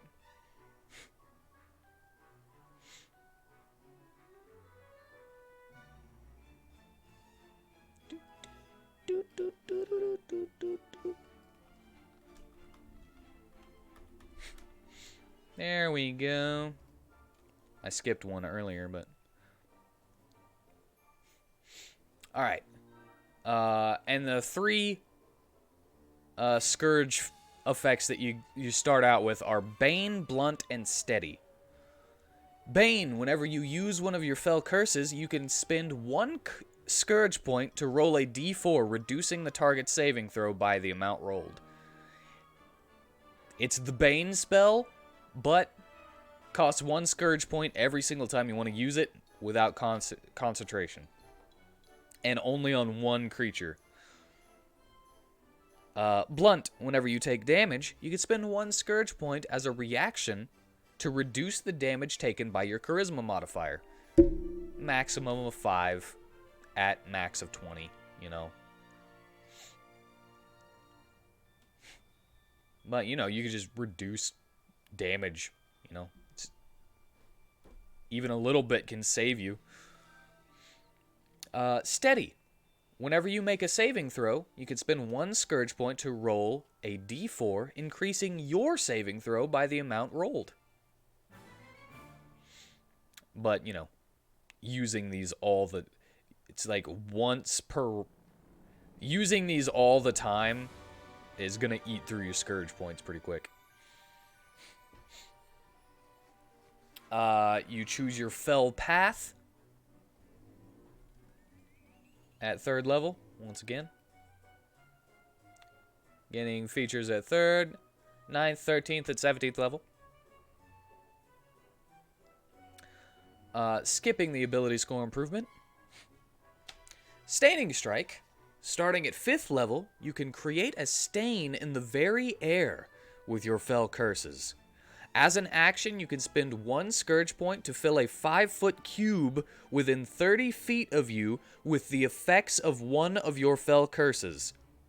Whenever a creature enters the area for the first time on a turn or starts its turn there, it is subjected to the effect of the Fell Curse. So that means the damage, if it fails the saving throw, that means the damage and the condition. So you just make a cloud of curse. This area remains stained until the end of your next turn. Whenever you use your bonus action to extend the duration of your Fell Curse, your stain duration is extended as well. So as long as you're using your bonus action, that stain stays there.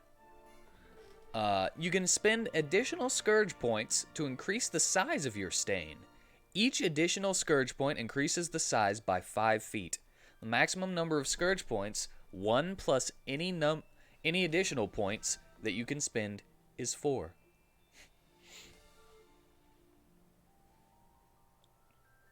So that's a maximum of a 20-foot cube of cursed cloud area. And finally, you can't have more than 1 stain at a time.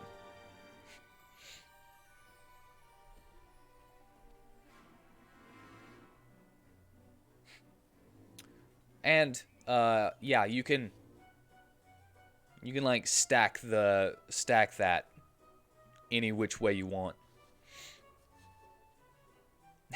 Yeah, right?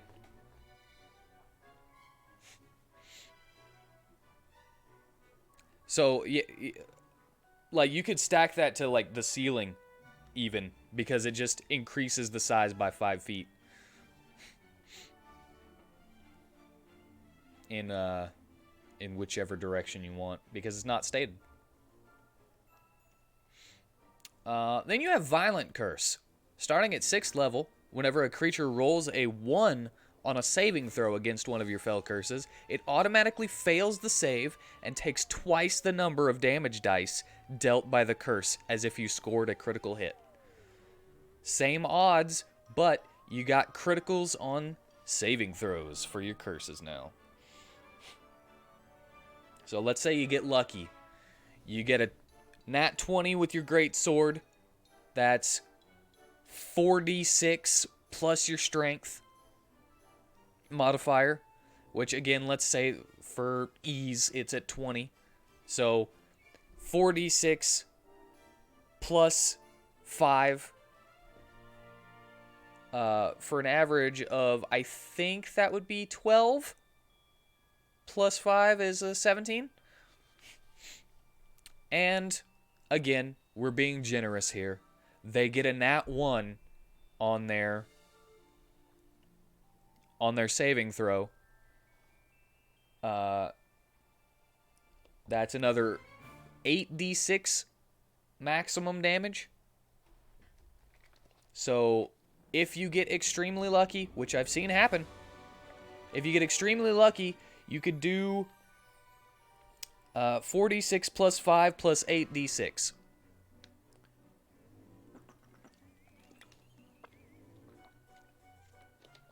In one attack.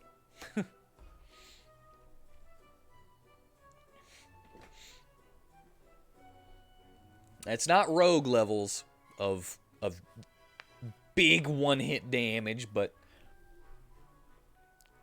also they would have to fail twice instead of you just getting one nat 20 as a rogue.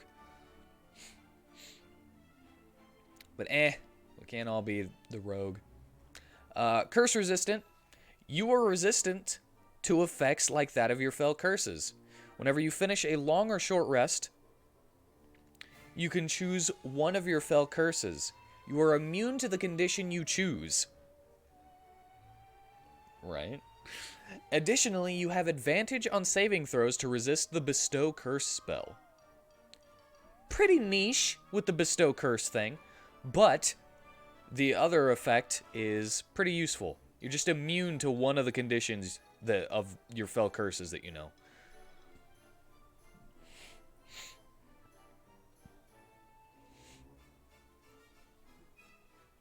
So I know someone's probably going to ask, what about the sleep, right? What about sleep? Do you never have to sleep if you're immune to that condition? No. You would still gain exhaustion for never sleeping, but I would say that you cannot be magically put to sleep. That's how I would put that. Just in case. I don't know if anybody was going to go there, but I saw it coming. I might have just been seeing myself. Then at 11th level, we have strip resistance. You have learned a way to empower your curses. Of course, if you're an elf and a fell blade, then you don't need to take that one. Right.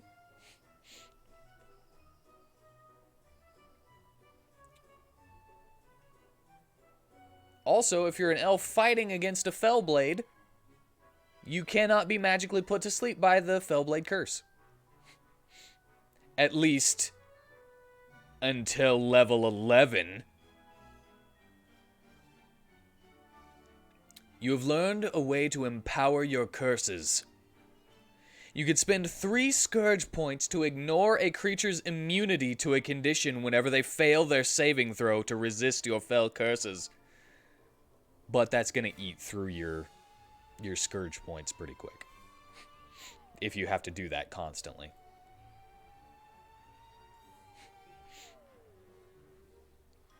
So, yeah.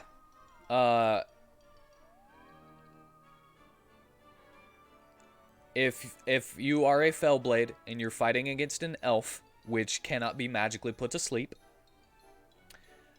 and they fail their saving throw, you can spend 3 Scourge points to put them to sleep anyway. And then once they're asleep, bonus action every turn to extend the effect.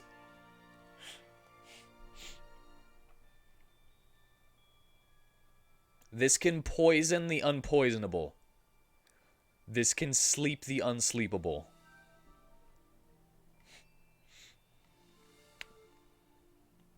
This can blind the unblindable. I'll have to probably say it can't blind the unblindable, because if a creature doesn't have eyes, then it probably has like tremor sense and can feel like vibrations, or blind sense and could just see without eyes, basically. And that blinded won't do anything. Like, but that's like a physical thing, you know?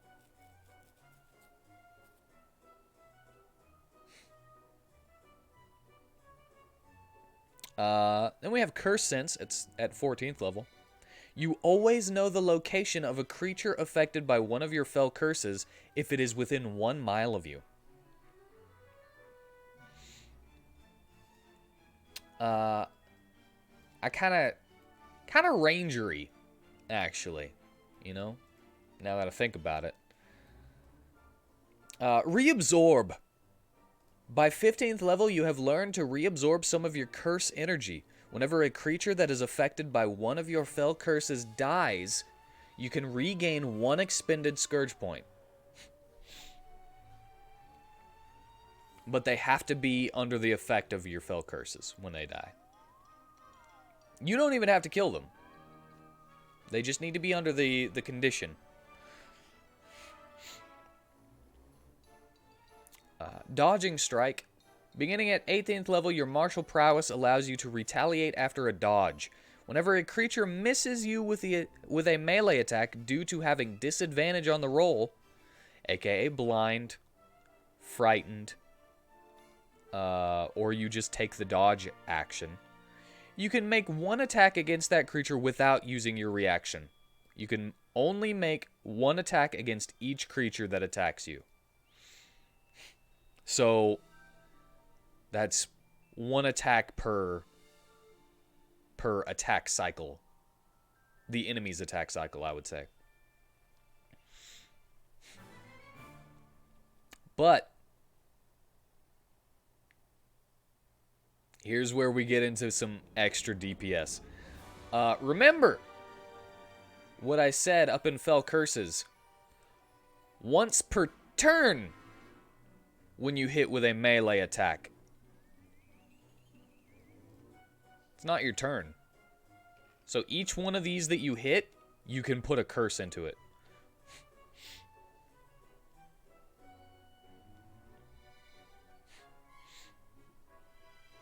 With Dodging Strike.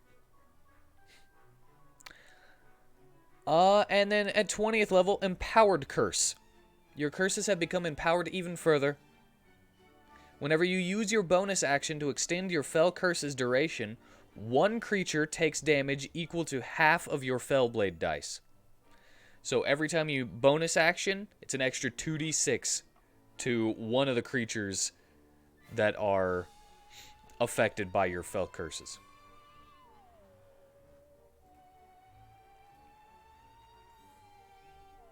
Yup. And I have 5 Fellblade Fell Paths. Wait, I'm waiting.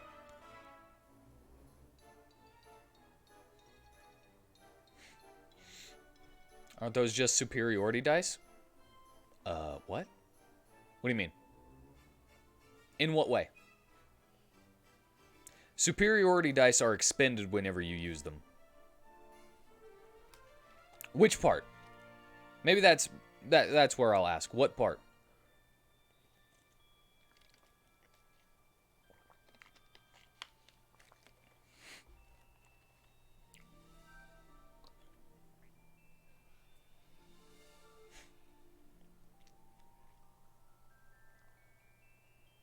The extra 2d6 whenever you use your bonus action, or the curse damage? Fellblade's curses, the mechanic seems pretty similar. Well, you don't expend anything to use a curse. It's like if you hit somebody, you can say, all right, I want to try to curse that one with this hit. Once per turn. And it's basically like, they're basically blade cantrip users. But with a slightly higher damage if the blade cantrip works. Think of it that way. They use Green Flame Blade and what's the other? Booming Blade as all of their attacks. Like, technically they can only attack once per turn. And they, you know, heavy usage on reaction attacks, or once you get down to Dodging Strike, you can, if a creature has disadvantage on you, they can make one attack without using their reaction against the creature that attacked them. But I can see what you're asking. Yeah, superiority die from the Battle Master. You can add an effect to an attack, which would, you roll the die and you add the damage to it, so it'd be like an extra 1d8. But you still have all of your other attacks as well, as a fighter. And the effect of, like, tripping them or whatever, knocking their weapon out of their hand. Man, I love the Battle Master.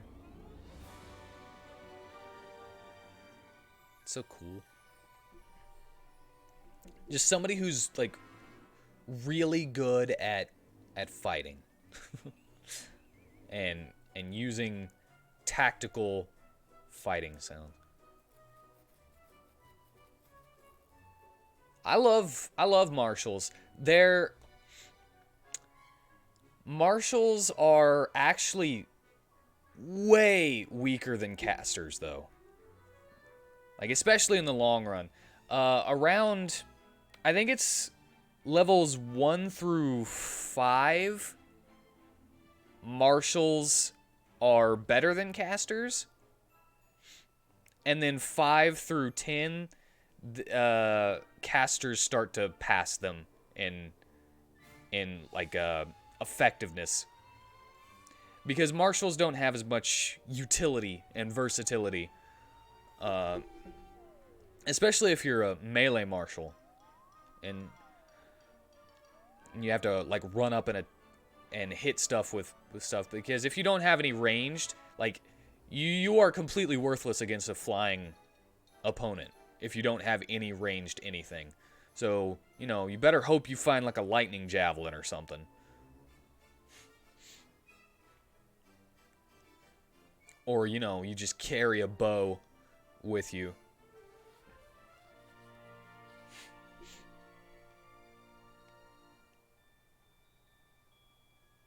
But, you know, if you think creatively and tactically, you can still hit with the big dogs. But I mean, just think of it. Just think about it. What does a 20th level fighter get? You can attack 4 times in a turn. Action surge to attack 8 times in a turn.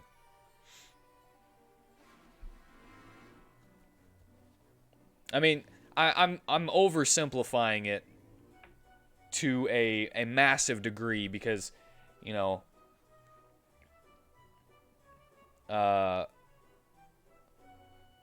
you don't just get that. But think about level 17 wizard. Wish. Compared to I attack 4 times. And that's 3 levels later than the wizard gets wish.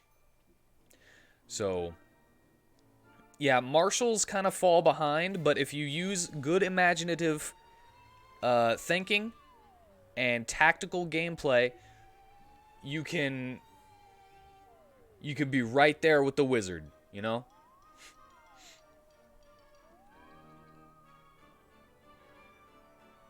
There is a massive power gap, though. So much so that I actually started creating this martial utility page right here. But I'm not done with that.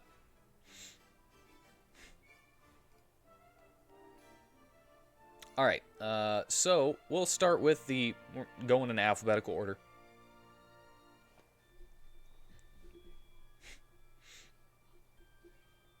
Yeah.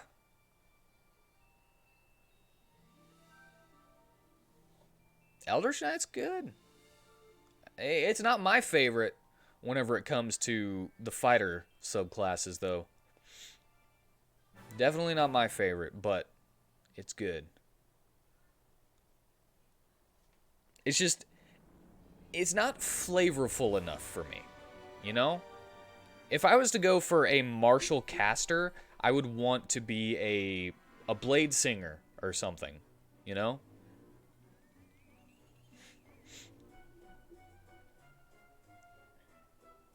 It's just a cooler, a kind of a cooler aesthetic in my head, cooler flavor.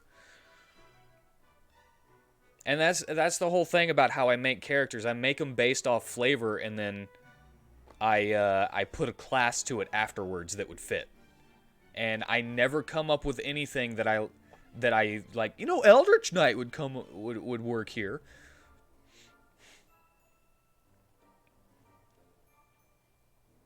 So, you know,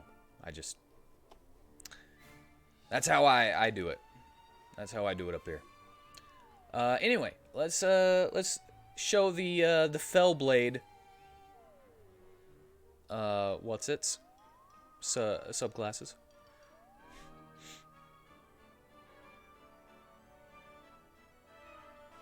I do not know that reference.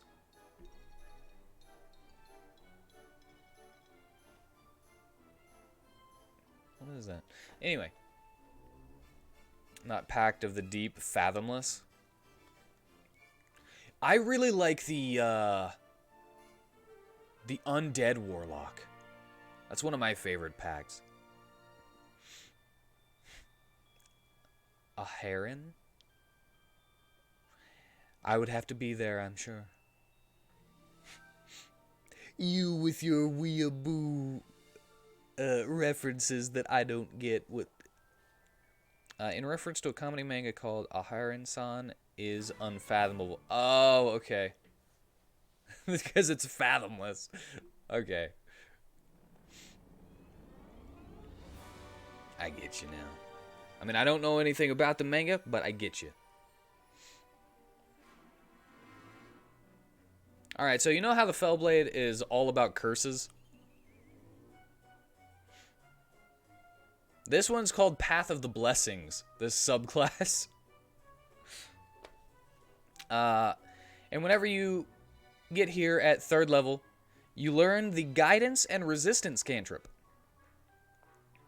Another thing with Guidance and Resistance. I know, right? Whenever you cast these spells, you can treat them as if they were one of your Fell curses, extending the duration of them by 1 round with your bonus action on your turn instead of concentrating on them. When you cast the spell in this way, it counts against the number of creatures you can affect with your Fell curses at a time. But, you know, don't need concentration. So that's good.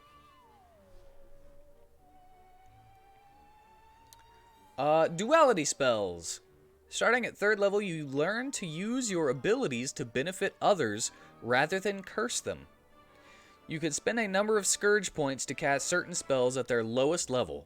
You gain knowledge of more spells when you reach certain Fellblade levels. Man, my throat is starting to hurt. I talk way too much on these homebrew streams.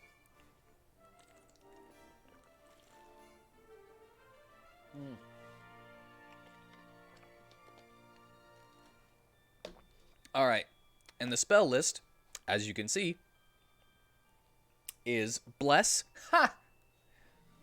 Because it's the Path of Blessing. Anyway, Gift of Alacrity, for 2 Scourge points to cast those. At 5th level, you learn Fortune's Favor and Healing Spirit. For 3 Scourge points.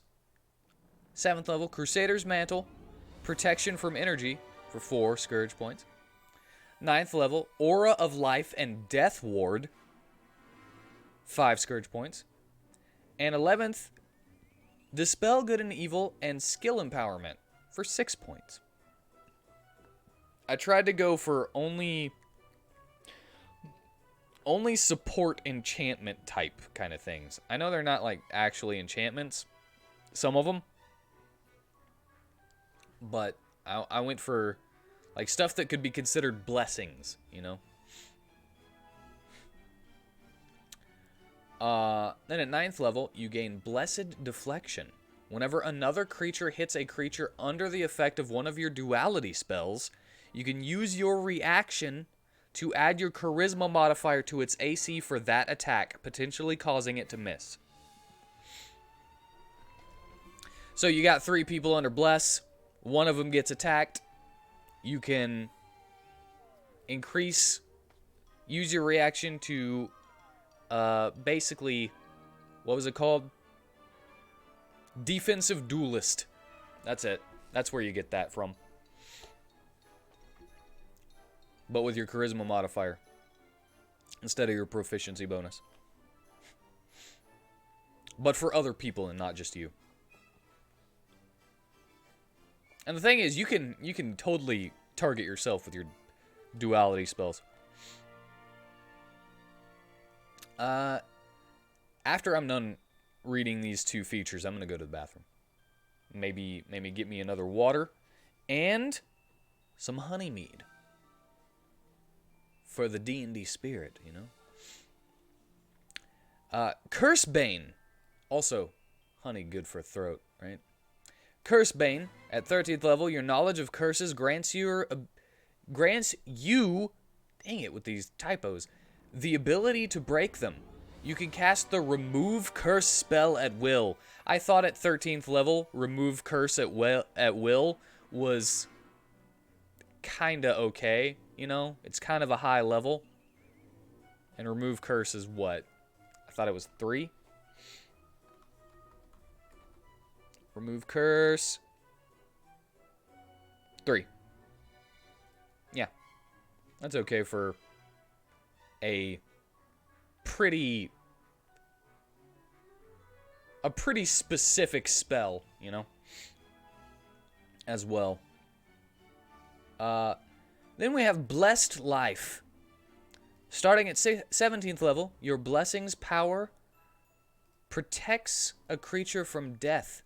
At the start of your turn, a creature of your choice that is under the effect of one of your duality spells gains temporary hit points equal to your charisma modifier. Additionally, whenever a creature under the effect of one of your duality spells makes a death saving throw, they do so with advantage. Also, fun fact, did you know that Bless works on death saving throws? So you could just, if you're blessed and you're at 0, you're still blessed. You know? So you get to roll your D4 and add it to your death saving throw for a possible success. I'm gonna go pee. I'll be right back.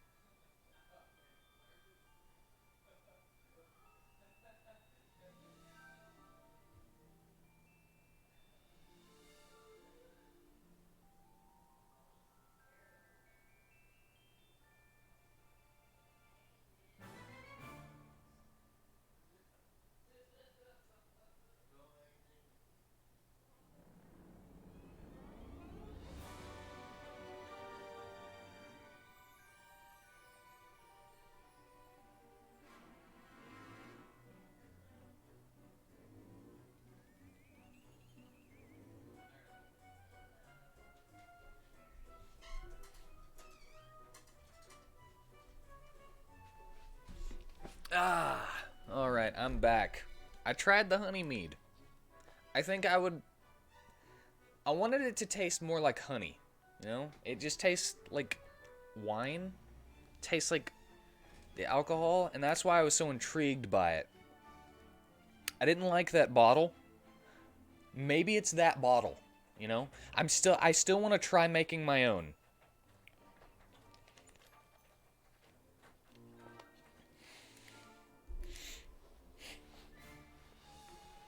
Like I want it to be sweet like honey. And that was not sweet like honey.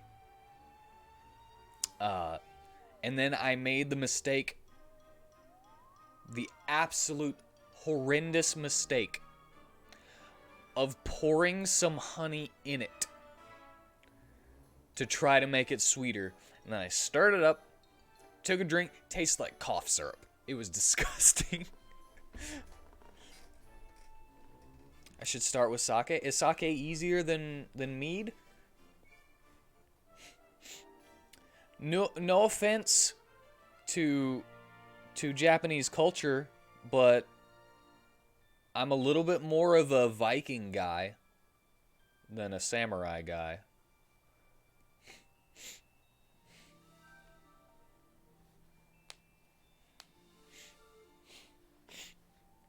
Doboroku? Also, the reason that I went with like honey mead is because I was like, ooh, honey is like super duper sweet. I love honey. Honey is so sweet, it'll cover up the nasty taste of alcohol. That's why I went with that, but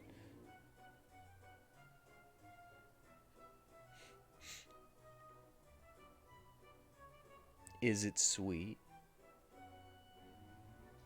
Alright, I've got Doboroku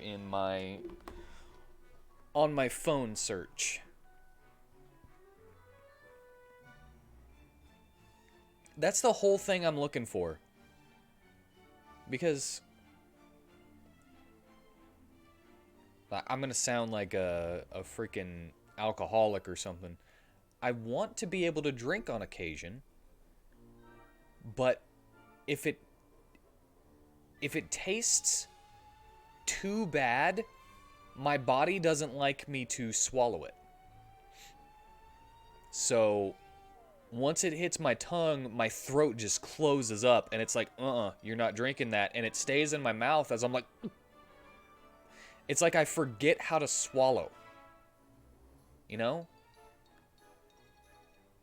And that's why I was like, hey, if it's sweet.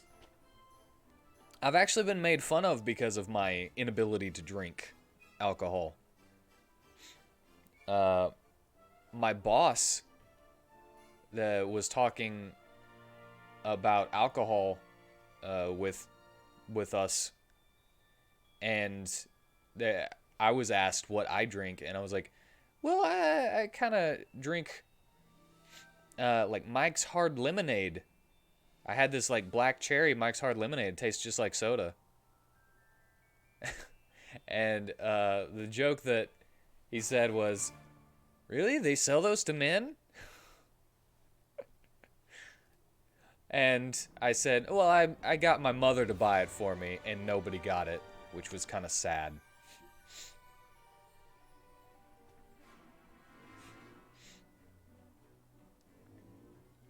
I have a major sweet tooth. It's if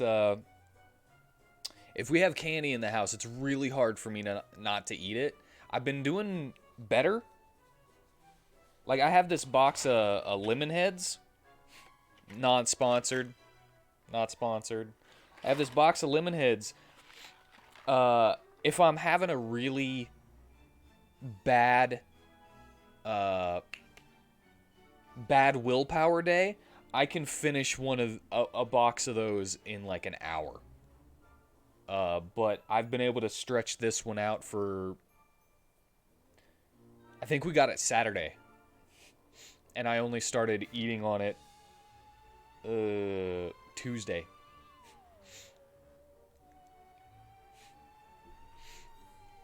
I'm really bad whenever it comes to my sweet tooth.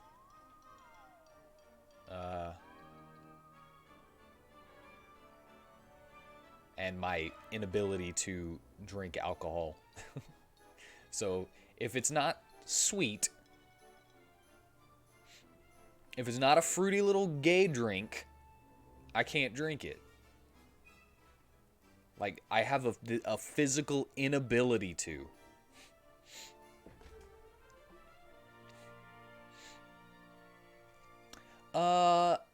Anyway, let's talk about D&D, right?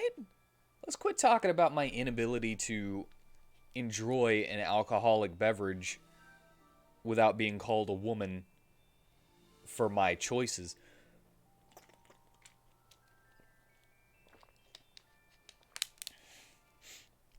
Oh, salty sweet snacks? Like, yeah, chocolate covered pretzels. Dude, I love sea salt caramel. Like, if it has caramel on it, it needs salt. For me. I'll say that. Yeah, pal. Sweet buddies. Let's talk about D&D. And sweets at the same time. Bonus proficiencies. This Fellblade path, the subclass, is the Path of the Fellbow. I'm going to try to start talking a little slower because my throat is starting to hurt. Because I'm speaking too quickly. Because I'm excited and I love Dungeons and Dragons, and I love making things and sharing them. So I'm speaking incredibly fast and just jabbering incessantly. So I'm going to try to slow down, purposefully slow down, to save my throat a little bit. Bonus proficiencies with the Path of the Fellbow. When you choose this archetype at 3rd level, you gain proficiency with short bows, long bows, and crossbows. Additionally, you can create ranged weapons with your blade creation feature. So, as I said up here, blade creation. The weapon you create must be one you are proficient in. And it says you can use your action to create a melee weapon in your empty hand. So, before the Path of the Fellbow, you could not create ranged weapons with your blade creation. And, also at 3rd level with the Path of the Fellbow, you gain Cursed Shot. You have learned to imbue arrows with your Fell curses to use them at range. Whenever you make a ranged weapon attack, you can give your ammo the effects of a Fell curse you know. So now, once per turn, whenever you attack, it doesn't have to be a melee attack. And kind of seems a little boring at the moment because, oh man, I can make bows. I can shoot curses at range. I mean, the best defense is not being anywhere near being a place that you can get hit. So, you're a ranged person. They can only hit you with ranged. And all the melee guys, you're just... Bing.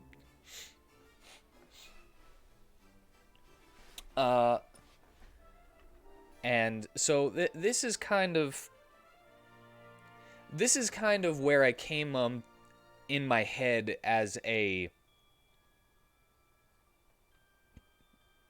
ranger-ish subclass. So you get the bow, and then at 9th level you get Mired Steps. At 9th level, you can create an area of cursed ground to slow pursuers. You create a 20-foot cube of difficult terrain within 30 feet of you. You are unaffected by this difficult terrain, and this area remains difficult terrain for 1 minute. Once you use this feature, you can't use it again until you finish a short or long rest. So, you know how you were talking about caltrops and a curse cloud? Yep. So you can do mired steps. I also noticed that I didn't say that this was an action or a bonus action.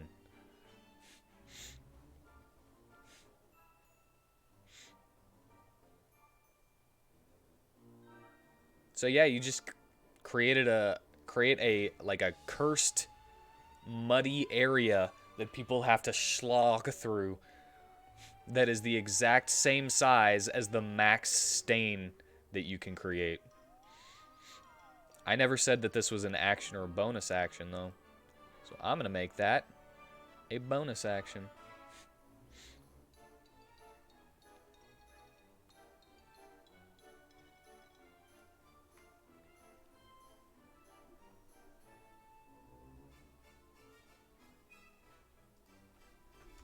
As a bonus action.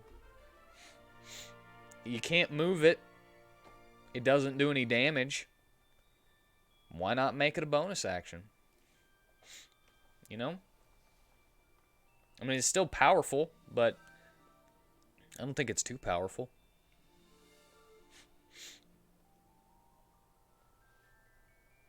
Anyway. Then you get Switcher. I am awful at making these names. I'm sorry that this is named Switcher like this. Starting at 13th level, you can teleport to the space of a creature you have cursed. You can use your movement action to switch places with one creature within 30 feet of you. The creature must be under the effects of one of your fell curses. You can spend one Scourge point to increase the distance you can teleport by 10 feet per Scourge point.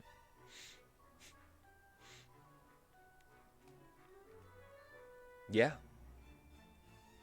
Yeah. So, you know, no saving throw. No anything. You shoot somebody with an arrow. They fail their saving throw against your curse. They're cursed. Then you use your movement action to switch places with that creature.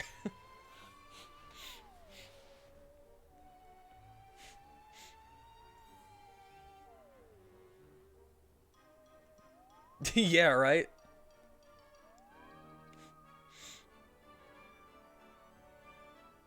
Well, never fight a path of the Fellblade on a cliffside.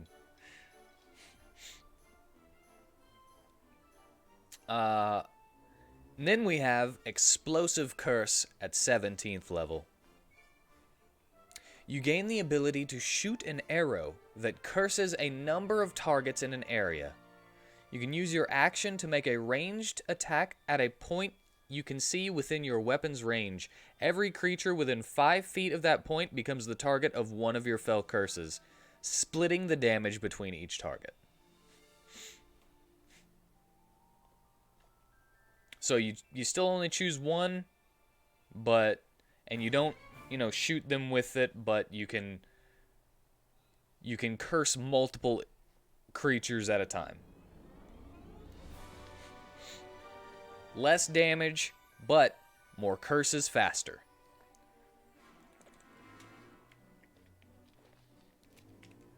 I kind of see this one as like an always in the trees kind of thing. Like you're looking around, you're like, what? What's going on? Goblins are like, we're surrounded. They're in the trees. And then you just shoot a single arrow and all of them go blind at once. You don't even hit anybody, And they're just, ah, I can't see, you know?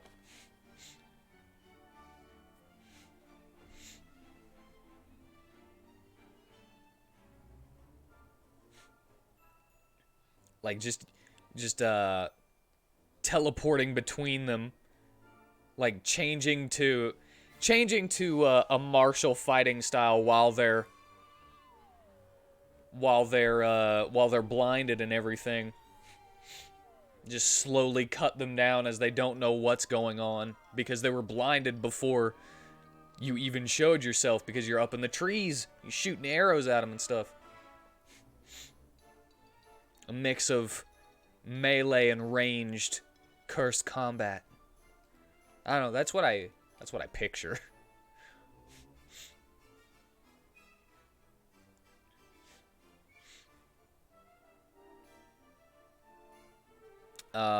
Then, all right, to the next subclass. How do we like contagion? How do we like infection and disease? How do we like that? Would we say that a disease is not unlike a curse? With the path of contagion,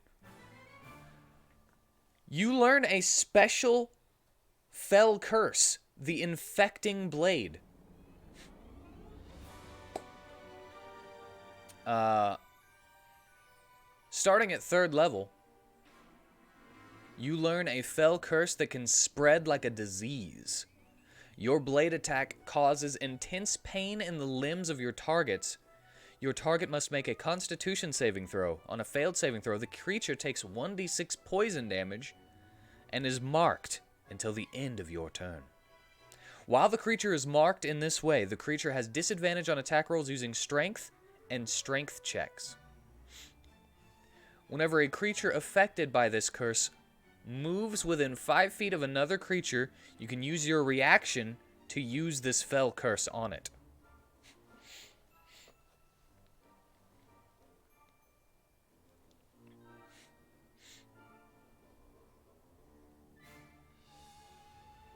That should also say saving throws. Hold on.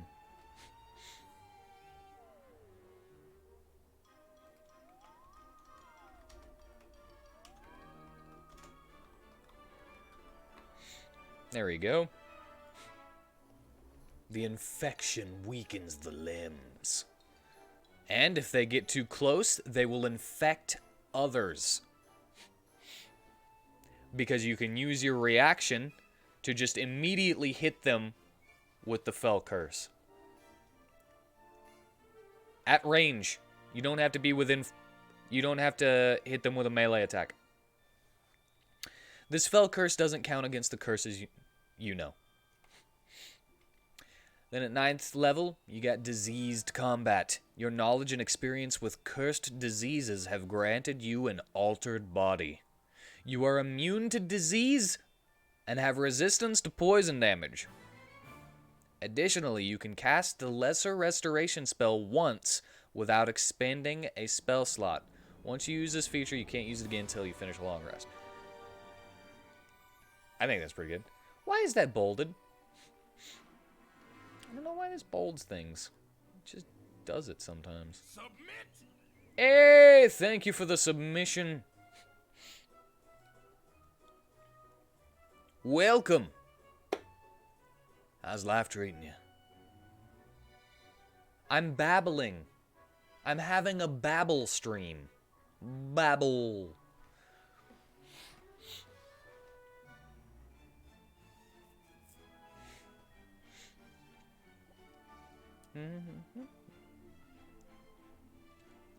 Anyway.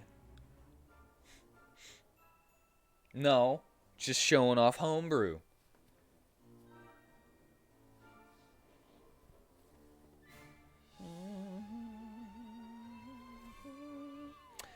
Anyway, back to this. And if you have any questions, everyone else has felt free to ask. I hope that I'm not a scary person and everyone can ask their questions. Contagion expert. At 13th level, you can cast the Contagion spell once per long rest. When you cast the spell in this way, you can spend 2 Scourge points to cast it without needing to do the verbal or somatic components of the spell. When you cast this spell, the creature makes its saving throw against your Fel Curse DC.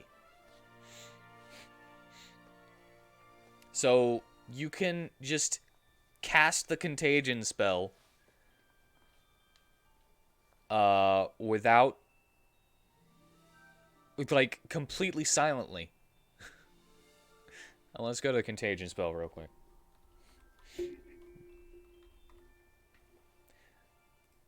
So let's say this.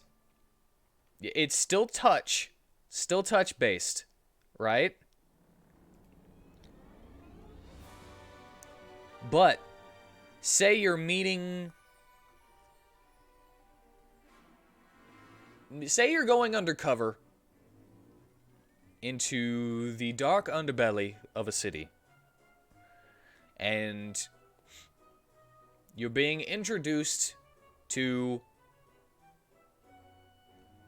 a drug kingpin that you were trying to get a bounty for or something. I don't know. I'm just making this up off the top of my head. You go to shake his hand. You shake his hand. You spend 2 Scourge points. And you cast Contagion on him. Completely invisibly. And he just... I'm sorry, I'm not feeling good all of a sudden.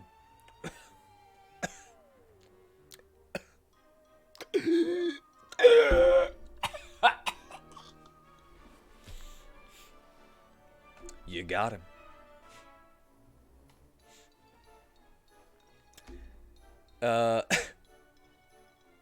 Anyway, quarantine. At 17th level, you gain quarantine. Your prowess with the infecting blade curse has grown more powerful. You can cast the hold monster spell on each creature under the effect of your infecting blade curse.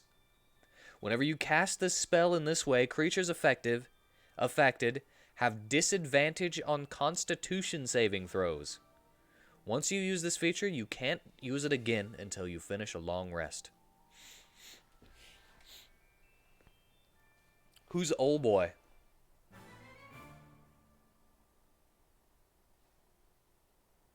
Continuation. Oh, wait. Yeah, no. No, he's not. I have no plans for that, no.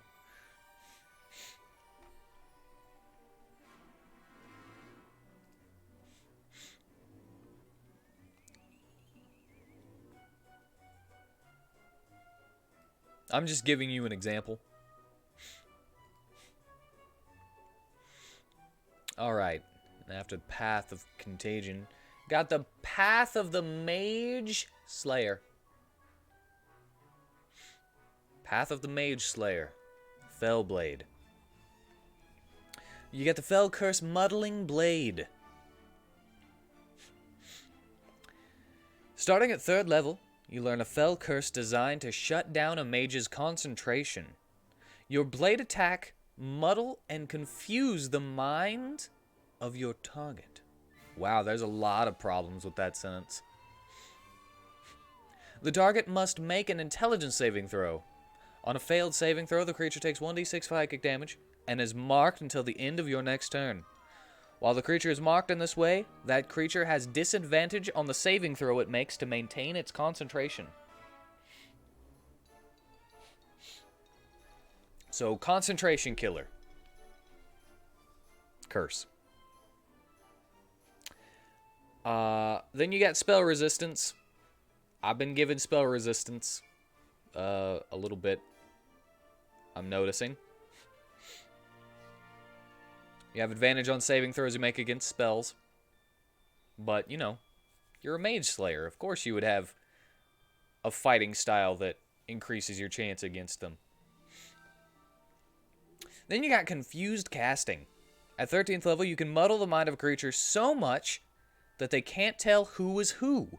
Whenever a creature under the effect of your Muddling Blade Fell curse casts a spell that targets one creature, you can use your reaction to alter their aim. Roll a d20.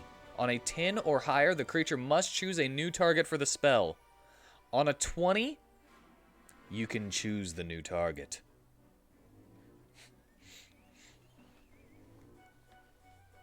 Firebolt!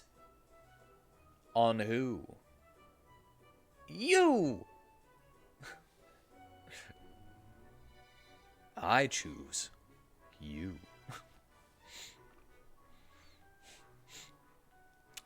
Seek and Destroy. Starting at 17th level, you have developed the sight for finding magic and the power to destroy and nullify it. You can cast the Globe of Invulnerability at its lowest level once without expending a spell slot. You must finish a long rest to cast this spell again with this feature. Why is that? Man, I did stay up really late doing this. And I was like falling asleep in the middle of this. I'm noticing a lot of a lot of errors as we're going into this. Additionally, you can cast Detect Magic and Dispel Magic spells at will. Charisma is your spellcasting ability for Dispel Magic.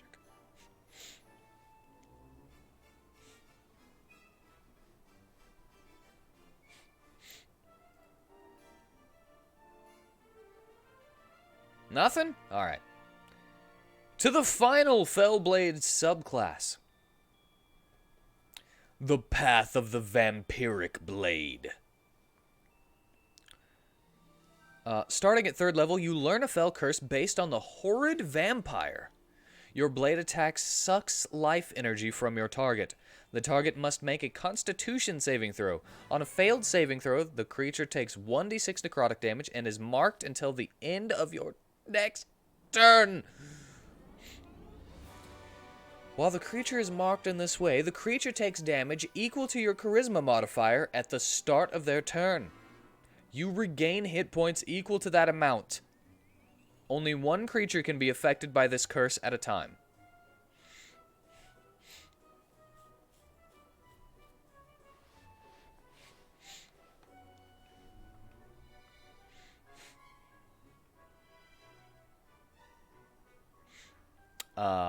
Then we have Vampiric Swarm.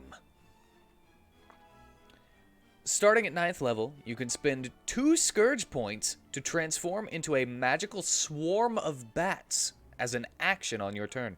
While in this form, you can't speak, but you retain your AC, hit points, and ability scores. This transformation lasts for 1 hour or until you dismiss it. No action required. Then we have Commanding Curse. At 13th level, you gain a small amount of control over those you have cursed. You can cast the command spell on every creature you have cursed. Every creature that fails the saving throw must follow the same command. Once you use this feature, you can't use it again until you finish a short or long rest.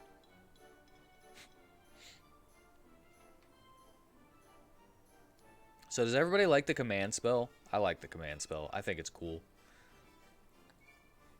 Then we have the final thing at 17th level, Vampiric Curse.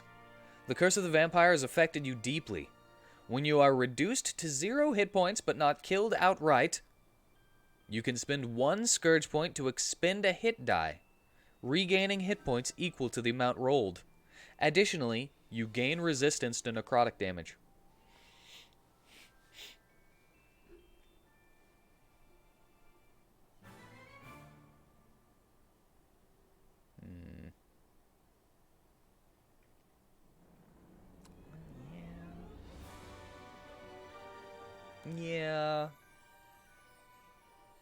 Yeah, but the bats don't really have the ability to speak. That's why I said you can't speak.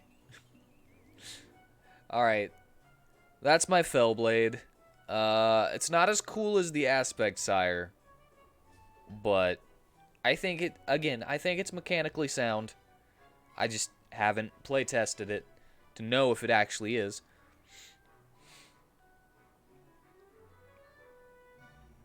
I'm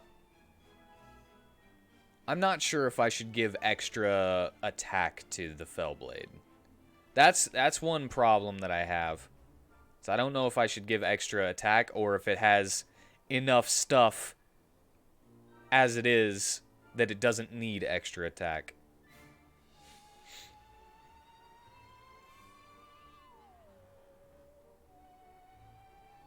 No, well. No, well. All right. I know I said that I would let you guys choose what you wanted to see, and I completely went to the Fellblade thing. I'll let you choose this time. I'm gonna go pee again. I've been drinking a lot of water.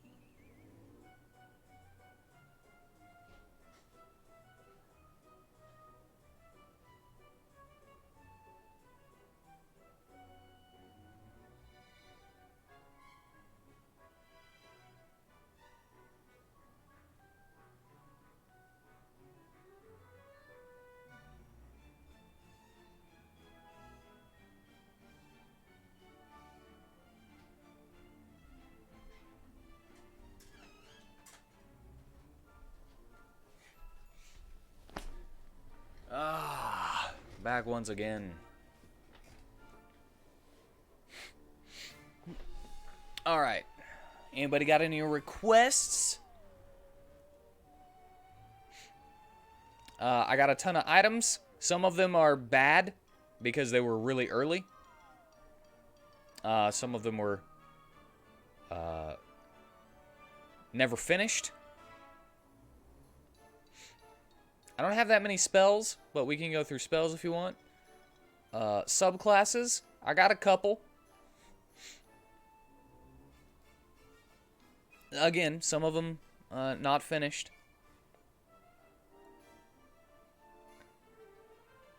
Like if you got a favorite class or something. Yeah, that's the one that's not finished though. That's my Belmont Castlevania class. I can show you what I got, but like I've got the names for everything and I know up here what they do, but I haven't written it all down.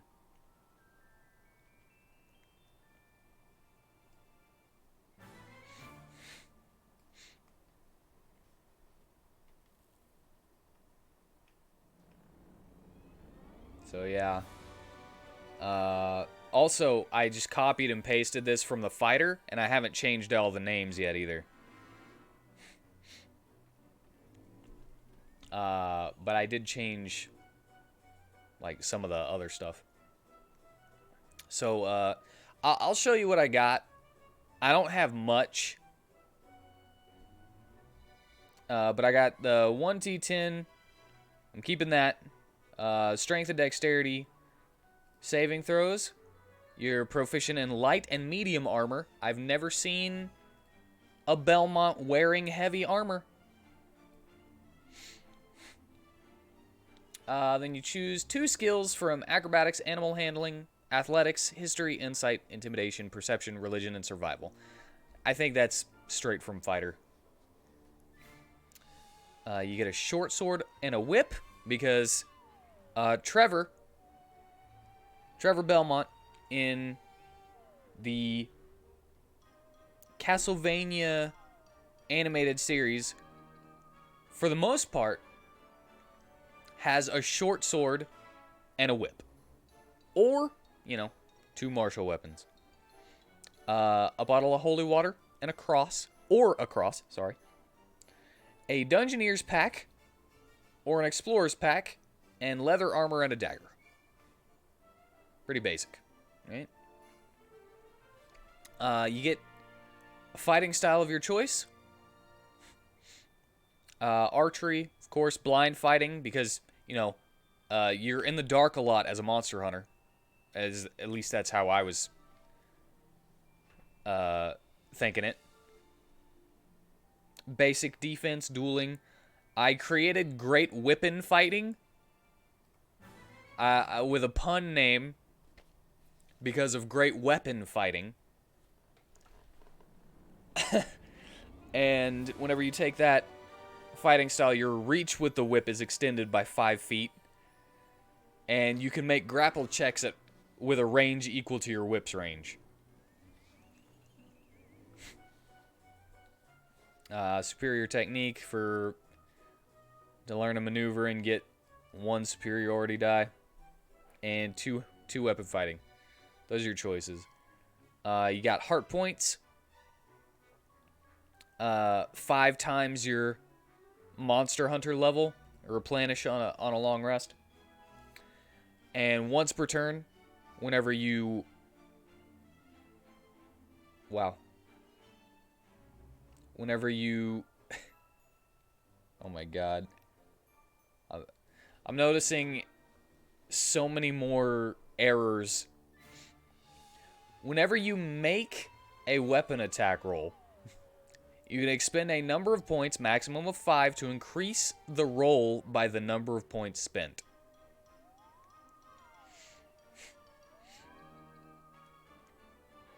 Pretty simple. But, you only have 5 points whenever you're at level 1. And you get... That's the first thing you get. So you got a maximum of a +5 on an attack roll. That's basically it. And all your hard points are gone, and that's all you can use it for. Then at level 2, that's whenever you start getting your sub-weapons. Which are, your dagger, your axe, stuff. Starting at 2nd level, you can make a normal weapon or item into a special hunter weapon.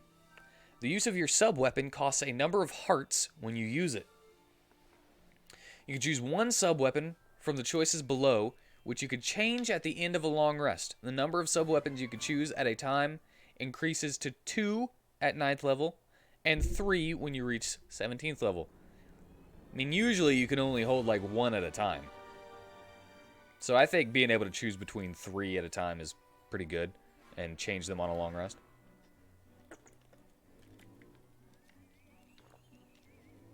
Show off your amazing ice. I think I deleted it.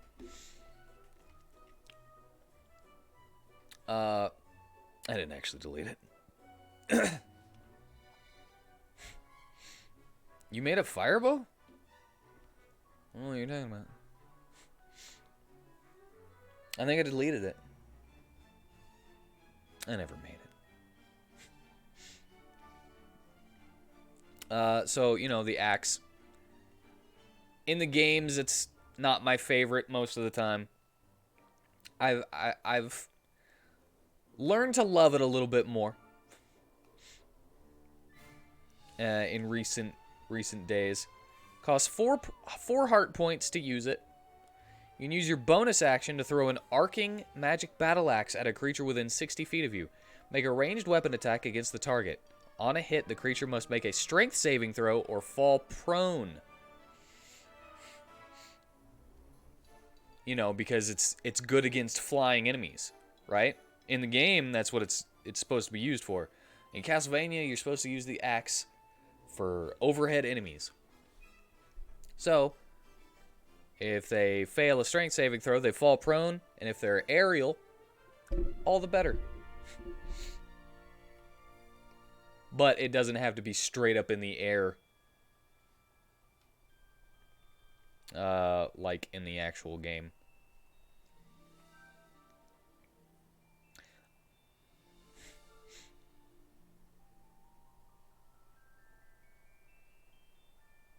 You're right, you never did.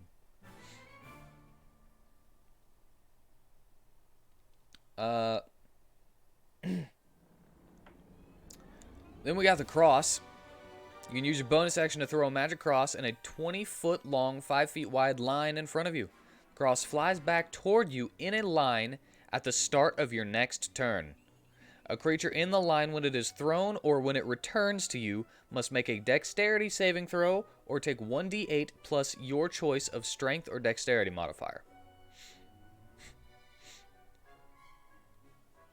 Nice. So,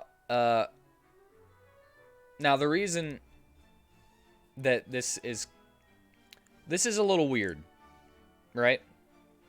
So it has a range whenever you throw it, but not whenever it returns. Because in Castlevania, whenever you throw the cross and you run away from it, it keeps following in the line until it makes it back to you. Or, you know, it passes you by and then you throw another. So you can throw it, run around a little bit, and completely change its direction whenever it comes back to you. But it's at the start of your next turn that it goes through everyone. So everyone can, you know, move in the meantime, but still. Dagger, simple. Use your bonus action to throw a magic dagger at a target within 60 feet of you. But it's only one hard point. You spend a hard point. You have as many daggers to throw as you have hard points.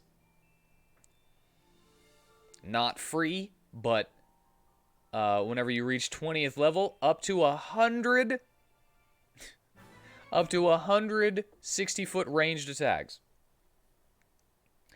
And Holy Water, which is basically just create bonfire that doesn't get scaling. And I forgot there was a reason. Whenever holy water hits a target, it erupts at a holy flame, fills a 5-foot turn into your next turn. Any creature in the holy water space when you throw it must succeed on a dexterity save. Creature must also make the save. There was a reason. If a creature is a fiend or undead, it takes extra 1d8 fire damage, which ignores resistance and immunity to fire. Alright, that's why I did it. Okay. I mean, it's kind of a worse create bonfire, but it ignores resistance and immunity to fire. And that's pretty much all I've gotten for this. So I'm sorry that there's not more, since you were intrigued by that. I can go through what I have and tell you like what I have in mind for it. I mean, I don't have the subclasses either, and that's like the hunter lineage is like the only thing that comes up until you learn your second sub-weapon, and then you get wall chicken. Wall chicken is going to be like I don't know how I'm going to word it exactly, but you're going to be able to whip well, not whip, but you're going to be able to attack a non-magical object, and if you get like a 1 or whatever, you can break it. Not a 1. If you get like a, I don't know, maybe like an 18 or a 15 to 20, when you roll a d20, you get a 15 to 20, and you get a minor healing potion out of it. At 11th level, you get extra attack 2. Wait, you're not supposed to get extra attack 3. Wait, no, I was letting you have extra attack 3. Yeah. Heart repair is whenever you bring an enemy to 0 HP, you regain their CR. At least I think I was going to go for CR in heart points. But you have to make the finishing blow. Wall chicken improvement was going to be a it increases the chances for a minor healing potion to come out of something. And adds a greater potion into it as well.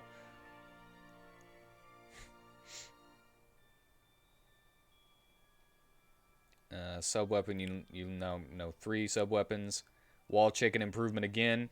It adds, what was it, superior? But it's like an incredibly low chance. And now every single time you hit something, there's going to be a minor, most likely, or a greater.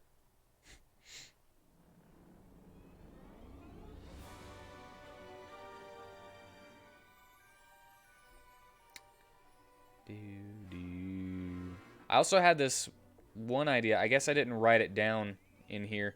That as a hunter, you would always be under the detect evil and good spell. Or something like that. Because you have this kind of like hunter senses.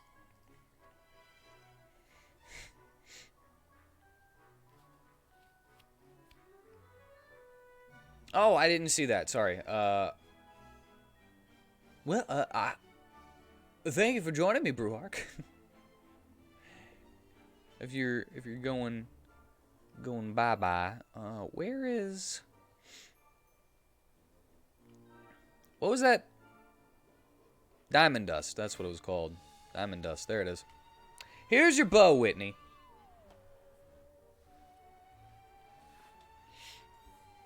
Have a good night, Brewhawk. Here's your bow that nobody ever got to see.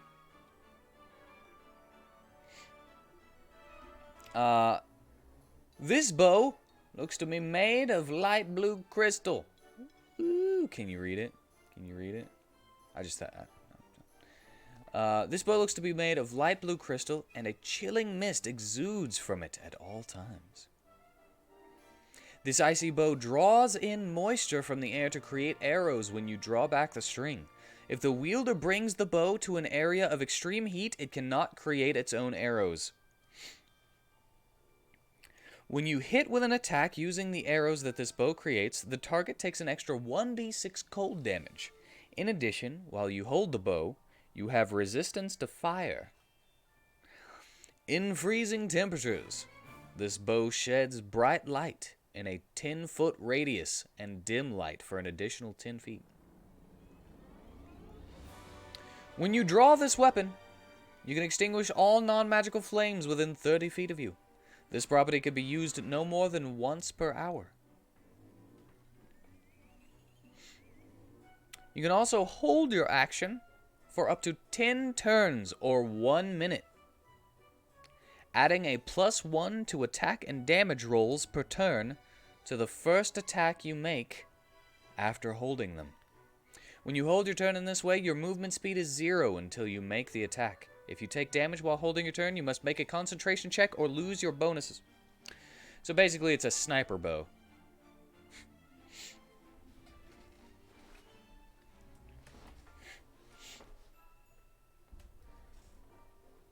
So you add this to sharpshooter, take that -5 penalty. It becomes a +5 with no modifiers if you spin the 10 turns, and it does an extra +20 damage for the first one.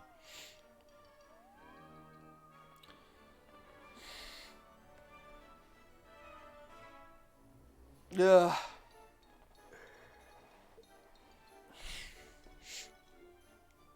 Alright, there was your bow, Whitney.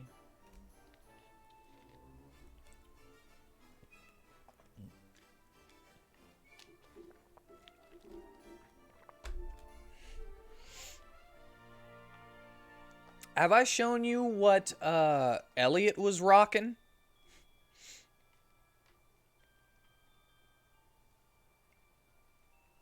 This is like the longest item description I've ever made.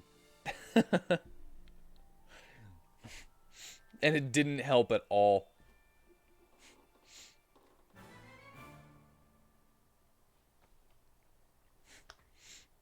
Okay. Here's the gauntlets of the Grim Eye. It's just Grimsley, but without the SL.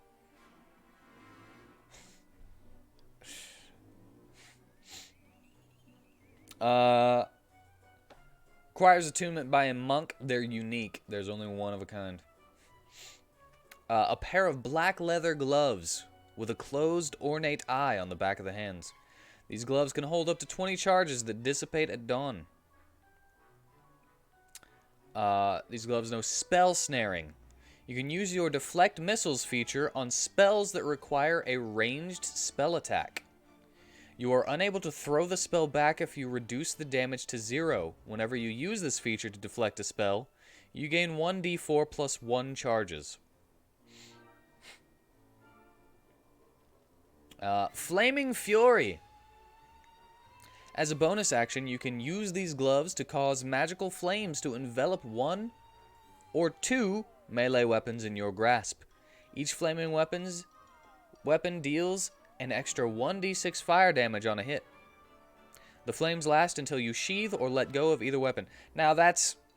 I'll be honest. I stole that. There is a magic item called the Gauntlets of Flaming Fury, and I just straight stole that from that.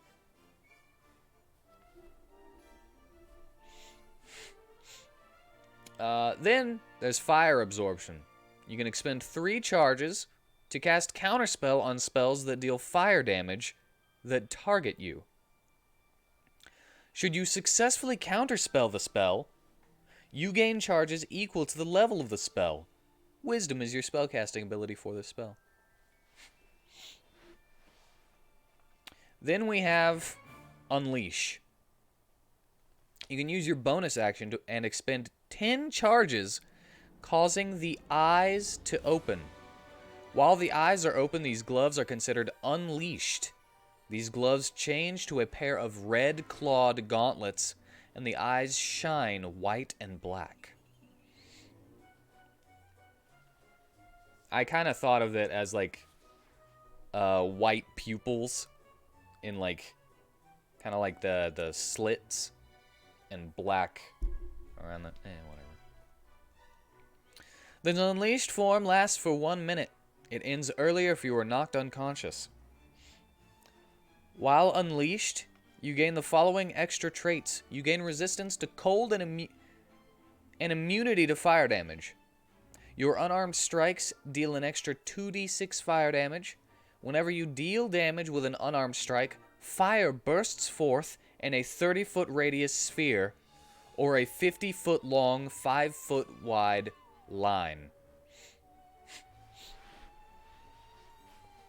Each creature in that area takes 3d6 fire damage. So that's why every punch he was creating just explosions all over the place.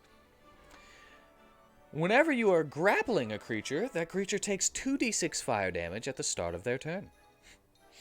You can expend 3 charges to use these gauntlets' spell snaring feature without using your reaction. You have advantage on strength and dexterity saving throws to resist magical effects.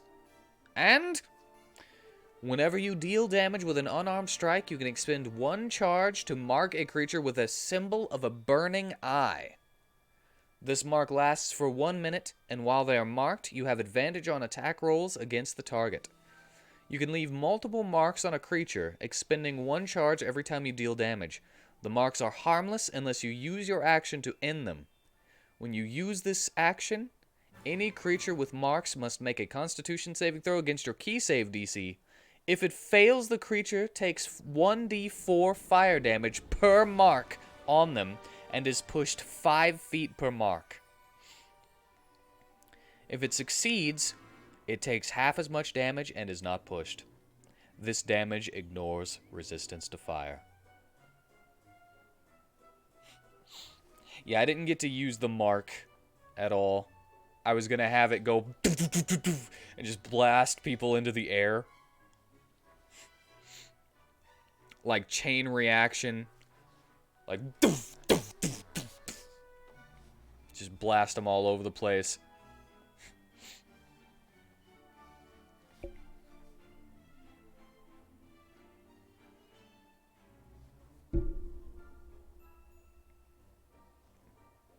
Yeah, I thought it was cool.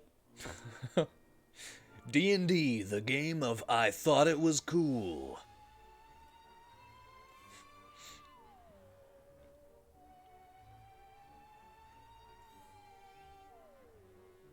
Hey, let's look at the hoodie of the Vigilante. I forgot about that. Alright, so the hoodie of the Vigilante. I had a dream. I had a dream about you.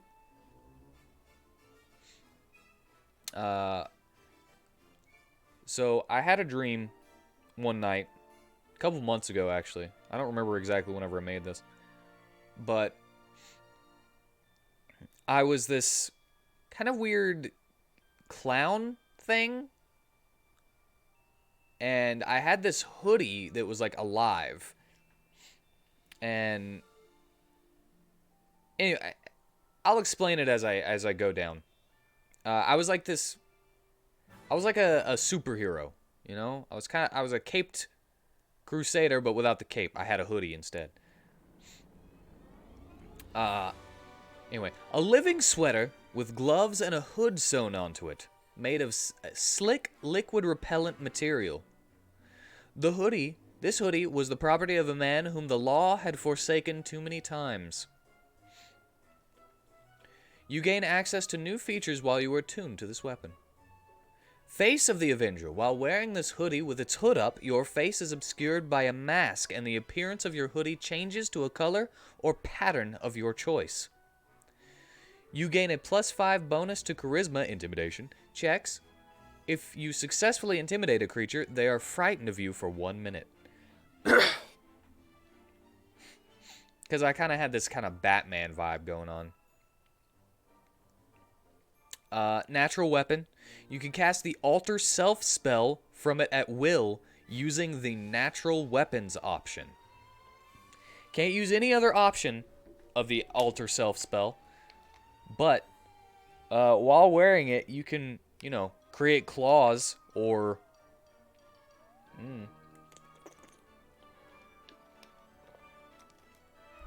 spikes or shoulder spikes, tentacles. I don't know. Whatever you want. Then we have Strength Transfer. As an action, you can sacrifice a number of points from your Dexterity score to increase your Strength score up to a maximum of 25. This change lasts until you take a short or long rest. Then you got Muscle Power. Whenever your Strength score is increased to 25 with the use of this item's Strength Transfer, you count as one size larger when determining your carrying capacity and the weight you can push, drag, or lift.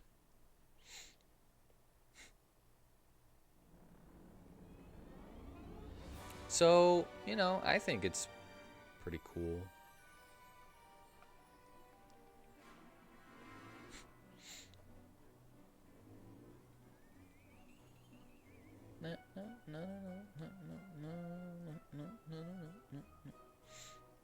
Oh, did I ever show you Ephazar's claws?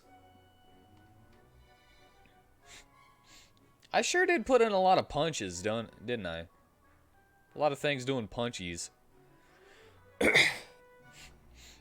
lot of glove boys in first campaign.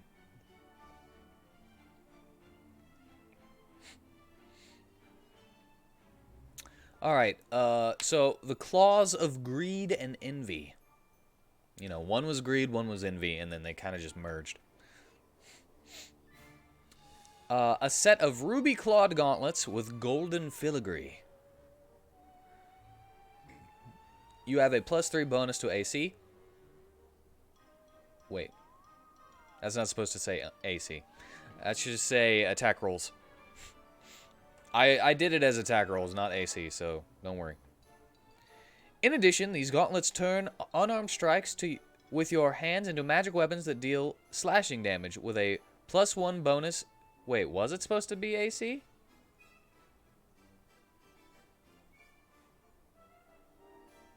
I guess maybe he goes or something. I don't know.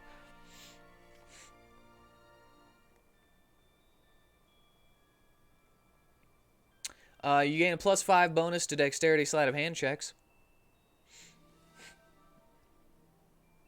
They were supposed to be cool looking. Whenever you kill a creature, you can choose to gain one of the creature's actions or traits chosen by the DM. You can know one action or trait at a time with this effect. If you attempt to gain a new action or trait, you must lose the one you already have. You have this action or trait until you take a long rest. As a bonus action, you can change the form of your claws to give yourself access to different actions. So their base form is ruby, right? And they have an emerald form, a silver form, and a gold form. So I'll say it this, the ruby is greed. The emerald form is envy.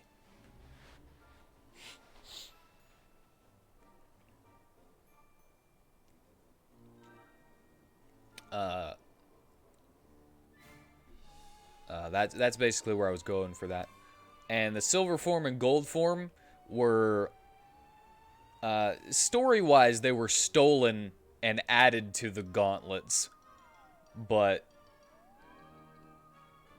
so technically, they wouldn't actually have them if you were to find these in any other form that he didn't, you know, steal the gold form and the silver form for.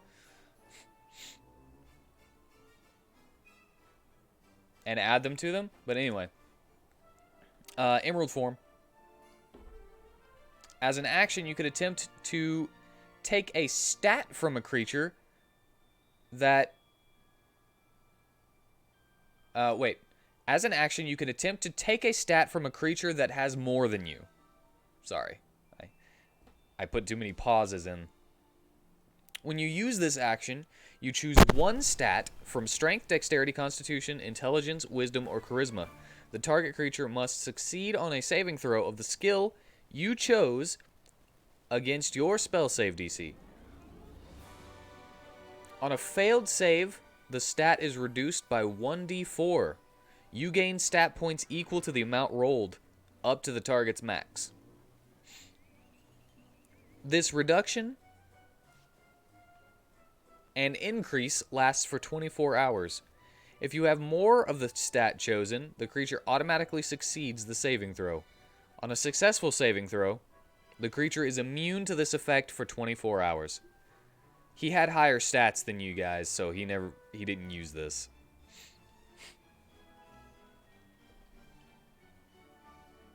He didn't need to.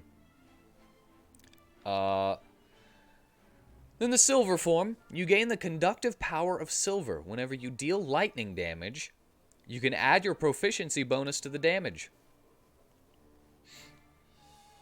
Also, whenever you succeed on a saving throw against a spell or effect that would deal lightning damage, you can use your reaction to catch it and either redirect it or absorb it. If you choose to redirect it, you cast it as normal, using the saving throw DC of the original caster.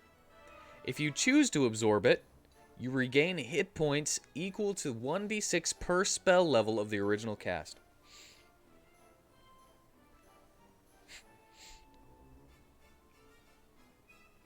I actually I went on a little search journey on the internet, and that's how I looked up what metal conducts electricity the best, and I might have read it wrong.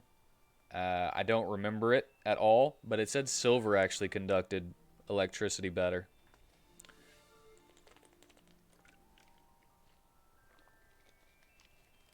So that's why I went with silver for that. And then gold form, just a bit of a Midas touch, but with different types of things.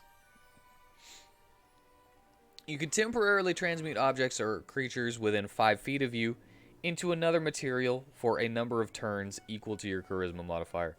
If you use this ability on a creature, it can make a DC 15 Constitution saving throw to resist the effect. The type of material you choose grants different effects. Gold, the creature is turned into pure living gold. The creature is vulnerable to bludgeoning attacks because gold is soft, as that's where I went for. With silver, the creature is turned to pure living silver. The creature is vulnerable to lightning damage. Now, I didn't get to use any of this stuff because he had way too much stuff. And lead, the creature is turned to pure living lead. The creature's movement speed is halved. Yeah, he had way too much stuff and only one turn. So I didn't get to use half of the stuff that he had.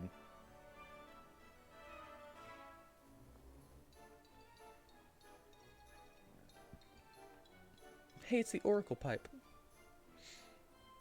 There it is.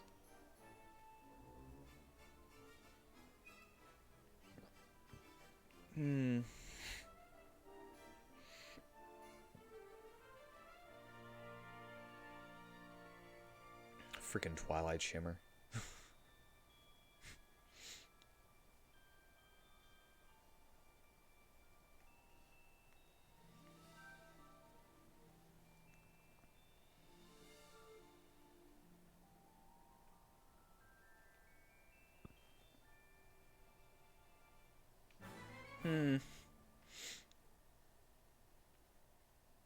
Eh. Eh. Well, I think with the claws of greed and envy, that's where we're gonna end it tonight. I mean, it is 11:19, which is 19 minutes past my usual stopping point, and my throat is actually getting worse. I don't know if you can hear it, but D&D makes me babble like crazy, especially with me reading all of this out loud. So I hope you enjoyed my run through of the Aspect Spire and the Fellblade classes. And the few items that I went through just now.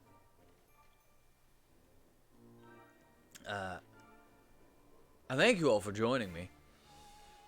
I hope you enjoyed yourselves.